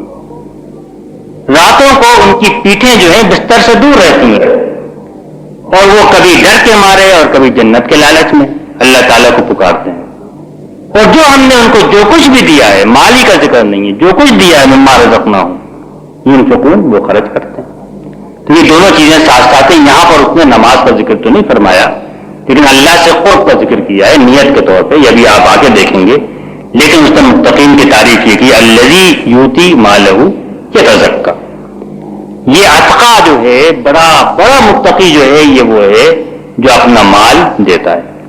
پھر یہاں پر تفصیل نہیں ہے. یہ میں آپ کی توجہ بار بار مبذول کرا رہا ہوں کہ قرآن کے شروع کی صورتوں میں تفصیل نہیں ہے. اصل چیز تو انسان کو اس سانچے میں ڈھالنا ہے کہ وہ دینے والی طبیعت بنے اس کی روکنے والی نہ بنے. مناع للخیر نہ بنے کہ مال کو روک کے بیٹھ جائے. الذی جمع مالا وعددا. جو مال کو جمع کرتا ہے گن کے رکھتا ہے وہ نہ بنے. الذی جمع فاوعى. جس نے جمع کیا اور سینت کے تھیلی کے منہ باندھ دیے ویسا آدمی نہ بنے بلکہ وہ بڑے سمجھے میرا کام تو دینا ہے مال کو. الذی یؤتی مالہ. کتنا دیتا ہے کس کو دیتا ہے کب دیتا ہے کتنا. یہ سوال ابھی خارج از بحث ہیں. اصل چیز تو یہ کہ آدمی اس کے لیے تیار ہو کہ تقوی کے معنی یہ نہیں ہے کہ آدمی ایک خاص سائز کی داڑھی رکھ لے ایک خاص وضع کا لباس پہننا شروع کر دے. تقوی کا تو معنی ہے کہ آدمی اللہ سے قریب ہو اپنی نیت کو اللہ کے لیے خالص کرے اور اپنا مال نکال کے دے. آتا کے اندر تو مال بھی نہیں کہا گیا تھا کہ آتا بس دیا. مال بھی دیا وقت بھی دیا جان بھی لڑائی سب کچھ کیا دوسروں کا حق ادا کرنے کے لیے. یہاں پر جیسا میں نے کہا کہ خاص طور پر محبوب تو مال ہوتا ہے اس لیے مال کا ذکر ہوا الذی یؤتی مالہ. یہ اپنا مال دیتا ہے. پھر فرمایا کس لیے دیتا ہے یتزکیٰ. اس لفظ کے یہاں پر دو پہلو سے معنی ہو سکتے ہیں. ایک معنی تو یہ ہو سکتے ہیں کہ وہ اس طرح دیتا ہے کہ اس کا تزکیہ ہوتا جاتا ہے. تزکیہ کس چیز کا ہوتا ہے؟ ایک تو بہت صاف معنی ہے کہ زکوٰۃ دینے سے اللہ کی راہ میں خرچ کرنے سے مال پاک ہوتا ہے.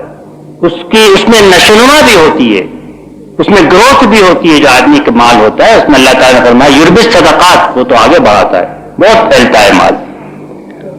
اور اس کے ساتھ دوسری بات یہ فرمائی کہ جو آدمی کے جو اخلاق ہیں اور جو اس کے دل کا بخل اور کنجوسی اور تنگی ہے اور دل کا بخل اور دل کی کنجوسی تو بے شمار غصہ جو آتا ہے آدمی کو انتقام لینا چاہتا ہے معاف نہیں کرنا چاہتا ہے گالی دینے پر اتر آتا ہے حق مارنے پر اتر آتا ہے. ان سب میں اصل چیز دل کی تنگی اور دل کا بخل اور طبیعت کی کنجوسی ہے.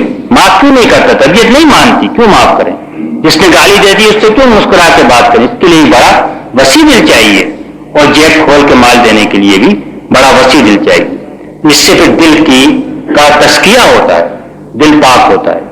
پر ایک یہ معنی بھی ہو سکتے ہیں کہ وہ اس لیے دیتا ہے تاکہ اس کا تزکیہ ہو جائے دونوں معنوں میں کوئی بڑا فرق نہیں ہے، لیکن ایک چیز ہو رہی ہے اور ایک چیز نیت کے طور پہ۔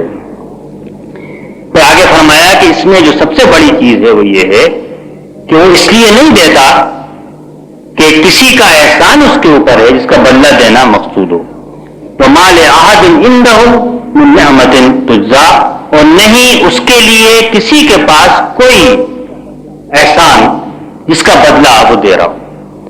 اس کے ایک اور معنی بھی ہو سکتے ہیں جو بات ترجمہ کرنے والوں نے کیے ہیں۔ اس کے معنی یہ ہے کہ وہ دے کر کسی پر کوئی احسان نہیں رکھتا جس کا کہ بدلہ دیا جائے، نہ وہ کسی کے بدلے کی نیت سے دے رہا ہے اور نہ کسی سے بدلہ چاہتا ہے۔ اس میں کوئی دنیا کا لین دین دینے میں شامل نہیں، بالکل پاک اور خالص کام ہے دینے کا کہ جو کر رہا ہے۔ یہ نیت کی پاکی جو ہے یہ اللہ کی راہ میں مال دینے پہلی بنیادی شرط ہے۔ نیت کی پاکی ہو تو ہر قسم کا دینا کے لیے آدمی آمادہ بھی ہوتا ہے اور دینا جو ہے وہ اللہ کے یہاں مقبول بھی ہوتا ہے، اور نیت اگر پاک نہ ہو تو اس کے یہاں مقبول نہیں ہوتا۔ ایک حدیث میں ہے جس میں کئی لوگوں کا ذکر ہے، ایک شہید کا بھی ذکر ہے اور ایک حافظ قرآن اور عالم قرآن کا بھی ذکر ہے، اور ایک مالدار آدمی کا ذکر ہے کہ وہ اللہ کے سامنے لایا جائے گا۔ اللہ تعالیٰ اسے پوچھے گا تم نے جو مال دیا تھا میں نے، تم نے اس کا کیا ادا کیا؟ کہے گا میں نے تو دونوں ہاتھوں سے تیری راہ میں اس غریب کو دیا اور اس کو دیا اور اس کو دیا، یوں لٹایا، مدرسہ بنایا، مسجد بنائی، بہت سارے کام کیے۔ فرمایا نہیں تو جھوٹ کہتا ہے، تم نے اس لیے نہیں کیا، ہمارے لیے نہیں کیا، بلکہ تم نے اس لیے دیا کہ لوگ کہیں واہ کتنا دینے والا ہے، کتنا سخی ہے، کتنا یہ اللہ کی راہ میں خرچ کرتا ہے۔ اس کے بعد اٹھا کے اس کو سر کے بل جہنم میں ڈال دیا جائے گا، وہ نیک دینا اس سے کام نہیں آئے گا۔ تو مال احد عنده من نعمۃ تجزیٰ، نہ کسی کا بدلہ ہے جو وہ ادا کرتا ہے اور نہ اس کا بدلہ چاہتا ہے۔ بدلہ چاہنے کا بھی ذکر قرآن مجید میں سورہ دہر کے اندر ہے، یتیمون الطعام علی حبہ مسکینا و یتیما و اسیرا، اللہ کی محبت میں صرف اور کوئی غرض نہیں ہوتی، وہ یتیم کو یا اسیر کو مسکین کو کھانا کھلاتے ہیں، وہ کہتے ہیں انما نطعمکم لوجہ اللہ لا نرید منکم جزاء ولا شکورا، ہم تو تم کو صرف اللہ کی کو خوش کرنے کے لیے کھلا رہے ہیں، نہ تم سے ہمیں کوئی بدلہ چاہیے، یہاں تک کہ شکر کے بھی دولت نہیں چاہیے، شکریہ بھی نہیں چاہیے، تو تم کو جو کچھ مل رہا ہے اللہ سے مل رہا ہے۔ تو یہ اتنی خالص ہے، اور پھر نیت کیا ہوتی ہے یہ بھی فرما دیا، اور یہ پھر تقوی کی جو میں نے کہا تھا دوسری جو پہلو ہے، اللہ سے بڑا گہرا دل کا تعلق، اسی کو خوش کرنے کی فکر، اسی کی خوشنودی پر نظر رکھنا، الا ابتغاء وجہ ربہ الاعلی۔ ابتغاء کا لفظ جو ہے یہ بغض سے نکلا ہے، اور بغض سے لفظ بغاوت کا لفظ تو آپ جانتے ہیں اردو کے اندر استعمال ہوتا ہے۔ بغاوت کے معنی ہوتے ہیں آدمی حد سے نکل جائے، اور بغیون کا لفظ جو قرآن مجید میں عربی زبان میں کسی کام کو کرتے ہوئے حد سے نکل جانا، چنانچہ بدکاری کے لیے بھی یہ لفظ استعمال ہوتا ہے، اس میں آدمی حد سے نکل جاتا ہے اپنی خواہش پوری کرنے میں، اور بہت سارے کاموں کے اندر استعمال ہوتا ہے۔ اسی سے پھر لفظ بنا ابتغاء کا۔ ابتغاء کے معنی ہوتے ہیں کہ کوشش سے پوری کوشش کرنا کسی چیز کو حاصل کرنے۔ ابتغاء کے معنی زبانی دعوے کا نہیں کہ میری نظر صرف اللہ کی رضا پر ہے، یہ نہیں ہے، بلکہ ارادہ بھی ہو اور اس کے لیے کوشش بھی ہو، اور کوشش بھی جتنی کر سکتا ہے اتنی کوشش ہو۔ الا ابتغاء وجہ ربہ الاعلی، وجہ کہتے ہیں چہرے کو، اللہ تعالیٰ کا تو کوئی چہرہ نہیں ہے جس طرح ہمارا آپ کا چہرہ ہے، اس کی کوئی ذات نہیں ہے جیسی ہماری آپ کی ذات ہے۔ تو پھر وجہ کے کیا معنی ہیں؟ بعض لوگوں نے کہا ہے کہ اس کے معنی اس کی ذات کے ہیں، جس نے کہ اس کی ذات کی تلاش کی، لیکن دوسرے لوگ کہتے ہیں کہ میری نظر میں زیادہ بہتر اس کے معنی ہے، اس کے معنی اللہ کی خوشنودی کے ہیں، اس کی رضا کے ہیں۔ جب آپ کہتے ہیں مجھے آپ کی نگاہ چاہیے، کوئی کہتا ہے بھائی مجھے آپ کو کیا چاہیے؟ بھائی آپ کی نگاہ چاہیے، یہ ہم کہتے ہیں نگاہ چاہیے، اس کے معنی کہ آپ ہم سے خوش ہو جائیں، آپ کا چہرہ کھل اٹھے، جو کام ہم نے کیا ہے اس کو دیکھ کر کسی کا چہرہ کھل اٹھے تو ہم خوش ہو جاتے ہیں کہ ہم اپنے باپ کو، ماں کو، اپنے افسر کو، کسی ساتھی کو، کسی انسان کو ہم کوئی احسان کریں، اس کا چہرہ کھل اٹھے تو ہم سمجھتے ہیں کہ ہم نے اپنا مقصد حاصل کر دیا۔ تو اللہ کا تو ویسا چہرہ بھی نہیں ہے، کھل اٹھنے کا بھی سوال نہیں ہے، لیکن وہ ہم کو سمجھانے کے لیے اور بات کو ہماری زبان میں کرنے کے لیے اور اس کو ہمارے دل میں اتارنے کے لیے یہ سارے الفاظ استعمال کرتا ہے۔ وہ ہنستا ہے، بات کرتا ہے، اس کے ہاتھ بھی ہیں جو پھیلاتا ہے، یہ ساری اس لیے نہیں ہے کہ اللہ کی چیزیں واقعی ہیں، نہیں سکم مثلہ شیء، کوئی چیز اس کی طرح کی نہیں ہے۔ ان چیزوں پر اسی طرح ایمان رکھنا ضروری ہے کہ یہ سوال آدمی نہ کرے کہ یہ کیا ہے، کیسا ہے، کیوں ہے، بس ہے، قرآن نے بیان کیا ہے، ہم کو سمجھانے کے لیے بیان کیا ہے۔ تو اللہ کا چہرہ. اب اس میں ایک اعلیٰ کا لفظ آیا ہے. اعلیٰ کے معنی بہت بلند اونچی چیز, اور عربی زبان کا جو قاعدہ ہے اس کے لحاظ سے یہ اعلیٰ کا لفظ جو ہے یہ چہرے کی صفت بھی ہو سکتا ہے اور یہ رب کی صفت بھی ہو سکتا ہے. اللہ تعالیٰ نے ایک جگہ چہرے کے لیے بھی کہا کہ ذوالجلال والاکرام کل من علیہا فان ویبقی وجہ ربک ذو الجلال والاکرام. ہر چیز فنا ہونے والی ہے سوائے تیرے رب کے اس چہرے کے جو بڑے جلال و اکرام والا چہرہ ہے. تو یہ اللہ تعالیٰ کی بارے میں بھی ہے کہ وہ اعلیٰ ہے تو اس کی توجہ بھی مقصود ہونی چاہیے, اور اس کی رضا جو ہے اس کی خوشنودی ہے وہ بڑی اعلیٰ چیز ہے. بعض لوگوں نے اس کے معنی یہ کیے ہیں کہ اس کے معنی دراصل وہ اعمال صالحہ ہیں جن سے کہ اللہ کی خوشنودی حاصل ہوتی ہے. اس لیے فرمائے کل من علیہا فان, اس کا معنی ہر چیز مٹ جائے گی, دنیا کی فنا ہو جائے گی. کل شیء ہالک, ہر چیز ہلاک ہونے والی ہے سوائے ان اعمال صالحہ کے جن سے کہ اللہ کی رضا خوشنودی حاصل. ایک ہی چیز باقی رہے گی اور دنیا کا مال اسباب کائنات ہر چیز مٹ کے ختم ہو جائے گی. تو یہ دراصل اعمال صالحہ بھی اس سے مراد ہیں. دراصل تو اللہ کی رضا یہی چیز ہے. اب یہ فرمایا تھا شروع صورت اگر آپ کو یاد ہے صدق بالحسنی, اس نے حسنہ اچھی خوبصورت چیز کی تصدیق کی. تو اللہ نے اپنی فرما برداری, اپنے لیے مال دینا, اپنے غضب سے بچنا, اس کی باتوں کو سچ ماننا, اس پر جس خوبصورت اجر کا وعدہ کیا ہے اور جس میں سب سے بڑھ کر تو اس کی رضامندی ہے. رضوان اللہ اکبر, اللہ کی رضا سب سے بڑا اجر ہے, سب سے بڑی آدمی کی نعمت ہے جو اس کو مل سکتی ہے. یہ چیز جو ہے دراصل اس کے بغیر تو آدمی کا دل اس طرح نہیں کھل سکتا کہ جو اللہ نے دیا ہے وہ اس کی راہ میں قربان کر دے. اور جب اس بات سے یقین ہو جائے کہ جو اللہ کی خوشنودی اور اس کا اجر مجھے ملنے والا ہے, پھر آدمی کی جیب اور ہر چیز کھل جاتی ہے. حضرت عثمان غنی کا واقعہ ہے کہ ایک دفعہ مدینے کے اندر قحط پڑا, بڑا زبردست قحط تھا. حضرت عمر رات دن رویا کرتے تھے ان لوگوں کے لیے جو بھوکے پیاسے تھے. ان کے 1000 اونٹ کا قافلہ آیا, کھانے پینے کا سامان, کپڑے, بہت ساری چیزیں. وہ آپ سمجھے 400-500 ویگنیں ٹرین کی بھر کے مال آ گیا. اور آج کے زمانے میں آپ آتے ہیں یوں سمجھے گیا وہ تو ایک ہول سیل امپورٹر تھے اور ان میں سارا مال مدینے میں ان کا پہنچ گیا. سارے مدینے کے تاجر جمع ہو گئے کہ ہم جو ریٹیلر تھے, ڈسٹریبیوٹر تھے, لائیے ہم کو اپنا مال آپ دیجیے. کیا قیمت لگاؤ گے؟ لوگوں نے قیمت لگانا شروع کی. روایت میں تو یہ آتا ہے کہ 5%, 6%, 10%. آج تو سن کے ہنسی آتی ہے کہ 10% تو کون مال بیچتا ہے آج کل, لیکن روایت میں یہ کہ 10% تک وہ آخر تک پہنچے. جب لوگ قیمت لگاتے تو وہ کہتے ہیں کہ مجھے تو ایک تاجر اس سے زیادہ دے رہا ہے. پھر وہ اور بڑھاتے, پھر وہ کہتے ہیں مجھے تو ایک تاجر اس سے بھی زیادہ دے رہا ہے. جب وہ آخری حد پہ پہنچ گئے تو انہوں نے کہا کہ ہم تو سب تاجر یہاں پر جمع ہیں, وہ کون ایسا تاجر ہے مدینے کا جو باہر رہ گا جو آپ کو اس سے بھی زیادہ دے رہا ہے؟ کہ ایک تاجر کہتا ہے میں 1 کے 700 دوں گا. ایک تاجر کہتا ہے کہ میں 1 کے 700 دوں گا, تو اس کا تم مقابلہ کر سکتے ہو. تو اس کے بعد میں پورے 1000 اونٹ لے جا کر حضرت عمر رضی اللہ عنہ کو سپرد کر دیے کہ آپ ان کو جو قحط زدہ لوگ ہیں ان میں تقسیم کرا دیں. یہ جو انفاق ہے یہ اسی یقین سے, صدق بالحسنی سے, ابتغاء وجہ رب الاعلی سے, اسی سے پیدا ہو سکتا ہے.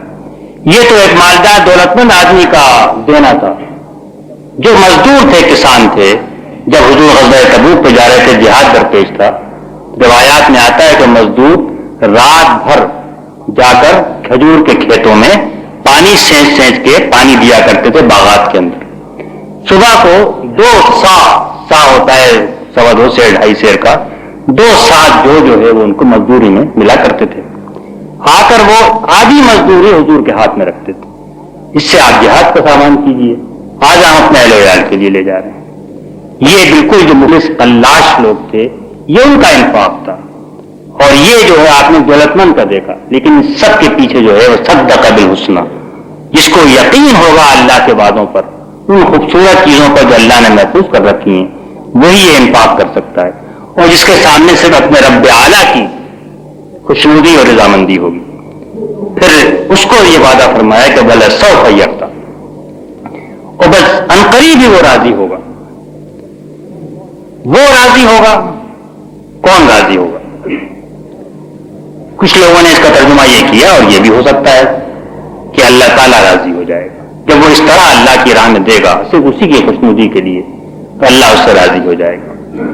کچھ لوگوں نے اس کا ترجمہ یہ کیا کہ نہیں، اللہ اس کو اتنا پھر نہال کرے گا دے کر کہ وہ آدمی خوش ہو جائے گا. دونوں ہی معنی ہو سکتے ہیں، اور بیک وقت بھی دونوں معنی اس طرح ہو سکتے ہیں کہ آدمی کی خوشنودی تو یہی ہے کہ اللہ کی رضا حاصل ہو. جب اللہ راضی ہو جائے گا تو اس سے زیادہ اس سے اور کیا چاہیے. پھر جب اللہ راضی ہوگا تو سب کچھ اس کا ہے، جنت بھی اس کی ہے اور جنت کی ساری نعمتیں اس کی، سب کچھ مل سکتا ہے جب اللہ تعالیٰ اس سے خوش ہو جائے گا. اور بندے کو جب اللہ تعالیٰ وہ سب کچھ دے دے گا جو وہ چاہتا ہے تو پھر بندہ بھی نہال ہو جائے گا، خوش ہو جائے گا. یہ دراصل پھر اس پر بات پر آ کر صورت جو ہے وہ ختم ہو جاتی ہے. اور یہ آخری بات ہے. شروع سے اگر آپ غور کریں تو اللہ تعالیٰ نے جو سلسلہ کلام شروع کر رکھا ہے، ابھی آپ آگے بھی دیکھیں گے سب ایک ربط سے سلسلہ چلے گا آخر سورہ والناس تک، لیکن ہر بات جو ہے اپنی جگہ پر مربوط ہو رہی ہے. پہلے انسان کی پوزیشن بتائی، فَأَلْهَمَهَا فُجُورَهَا وَتَقْوَاهَا، اس کو اس کی برائی اور تقوی دونوں کی پہچان دے دی گئی ہے. جس نے کہ اپنا تزکیہ کیا وہ کامیاب ہوا، اور جس نے نہیں کیا وہ برباد ہوا. اس کے بعد بات آگے بڑھی، فرمایا کہ اب تزکیے کے لحاظ سے، اعمال کے لحاظ سے اعمال مختلف ہوں گے، ان کے نتائج مختلف ہوں گے. تو کون سے اعمال سے تزکیہ ہوتا ہے؟ دینے سے ہوتا ہے، مال دینے سے، جان دینے سے، وقت دینے سے. جو اللہ نے دیا ہے وہ اس کی خاطر دینے سے تزکیہ ہوتا ہے. اسی میں فلاح ہے. تو فلاح کیا ہے؟ وہ فلاح کی آخری معراج یہ ہے کہ اللہ تعالیٰ اس کو اتنا بخشے گا، اتنا بخشے گا کہ پھر آدمی خوش ہو جائے، نہال ہو جائے، کچھ اور مانگنے کو نہیں رہے گا. اور آدمی اتنا پالے گا کہ پھر اس کو کچھ مانگنے کو نہیں رہے گا. یہ پھر فلاح و تزکیہ کا ہے. اور خرابی کا جو ہے کہ جس نے اس کو خراب کیا وہ برباد ہوا، نامراد ہوا. قد خاب من دساہا. پھر اس کی تفسیر آئی کہ کون ہے جس نے اس کو مٹی میں ملایا، جس نے اپنے مال کو سینت کے رکھا، نہیں دیا، کنجوسی کی، اور جس نے کہ بے پرواہی کی، کام کرتا رہا صبح سے شام تک، کبھی سوچے ہی نہیں کہ اس کا اللہ کے یہاں کیا انجام ہونے والا ہے. اور جس نے کوئی یقین نہیں لایا جو اللہ نے وعدے فرمائے، اس نے دراصل اپنے آپ کو برباد کیا. اس کے لیے اب یہی کام آسان ہو گیا کہ برائیاں کرتا رہے، اور اس کا انجام جو ہے جو اس نے خراب کیا. دنیا میں قوم سمود کا اثر دکھایا تھا، آخرت میں فرمایا کہ بھڑکتی ہوئی آگ جو ہے یہ اس کا انجام. تو یہ بالکل جو چیزیں ہمارے یاد رکھنے کی ہیں، نمازوں میں ہر وقت ہم پڑھتے ہیں، دن رات یاد رکھنے کی ہیں کیا چیزیں اللہ کو پسند ہیں. بڑے لمبے چوڑے آسان نہیں کہ آپ جا کے بہت سارے مسائل پوچھیں مولوی صاحب سے. یہ تو سیدھی سیدھی باتیں، دینا نہ دینا، فکر کرنا فکر نہ کرنا، بچنا نہ بچنا، ڈرنا نہ ڈرنا، انہی باتوں کی تعلیم دی جا رہی ہے. انہی باتوں پر وہ کردار بنا، سیرت بنی، جماعت بنی، پھر وہ احکام آئے، سود کے مختلف سارے خاندان بنا، نکاح طلاق کے احکام آئے، معاشرہ بنا، ریاست بنی، پوری دنیا میں اسلام غالب ہو گیا. لیکن بنیاد میں یہ کیریکٹر ہے، یہ سیرت ہے جو اگر ہمارے اندر پیدا نہیں ہوگا، کتنی ہی لافزنی کریں، کتنے ہی نعرے لگائیں، کتنے ہی ہم دعوے کریں، کتنی ہی تقریریں کریں کہ اسلام آئے گا، وہ اس کردار کے بغیر تو نہیں آئے گا. اس کا ذکر کے چھوٹے چھوٹے الفاظ میں، چھوٹے چھوٹے جملوں میں اس صورت میں کیا گیا ہے. اللہ مجھے اور آپ کو عمل کی توفیق عطا فرمائے. وآخر دعوانا الحمدللہ رب العالمین.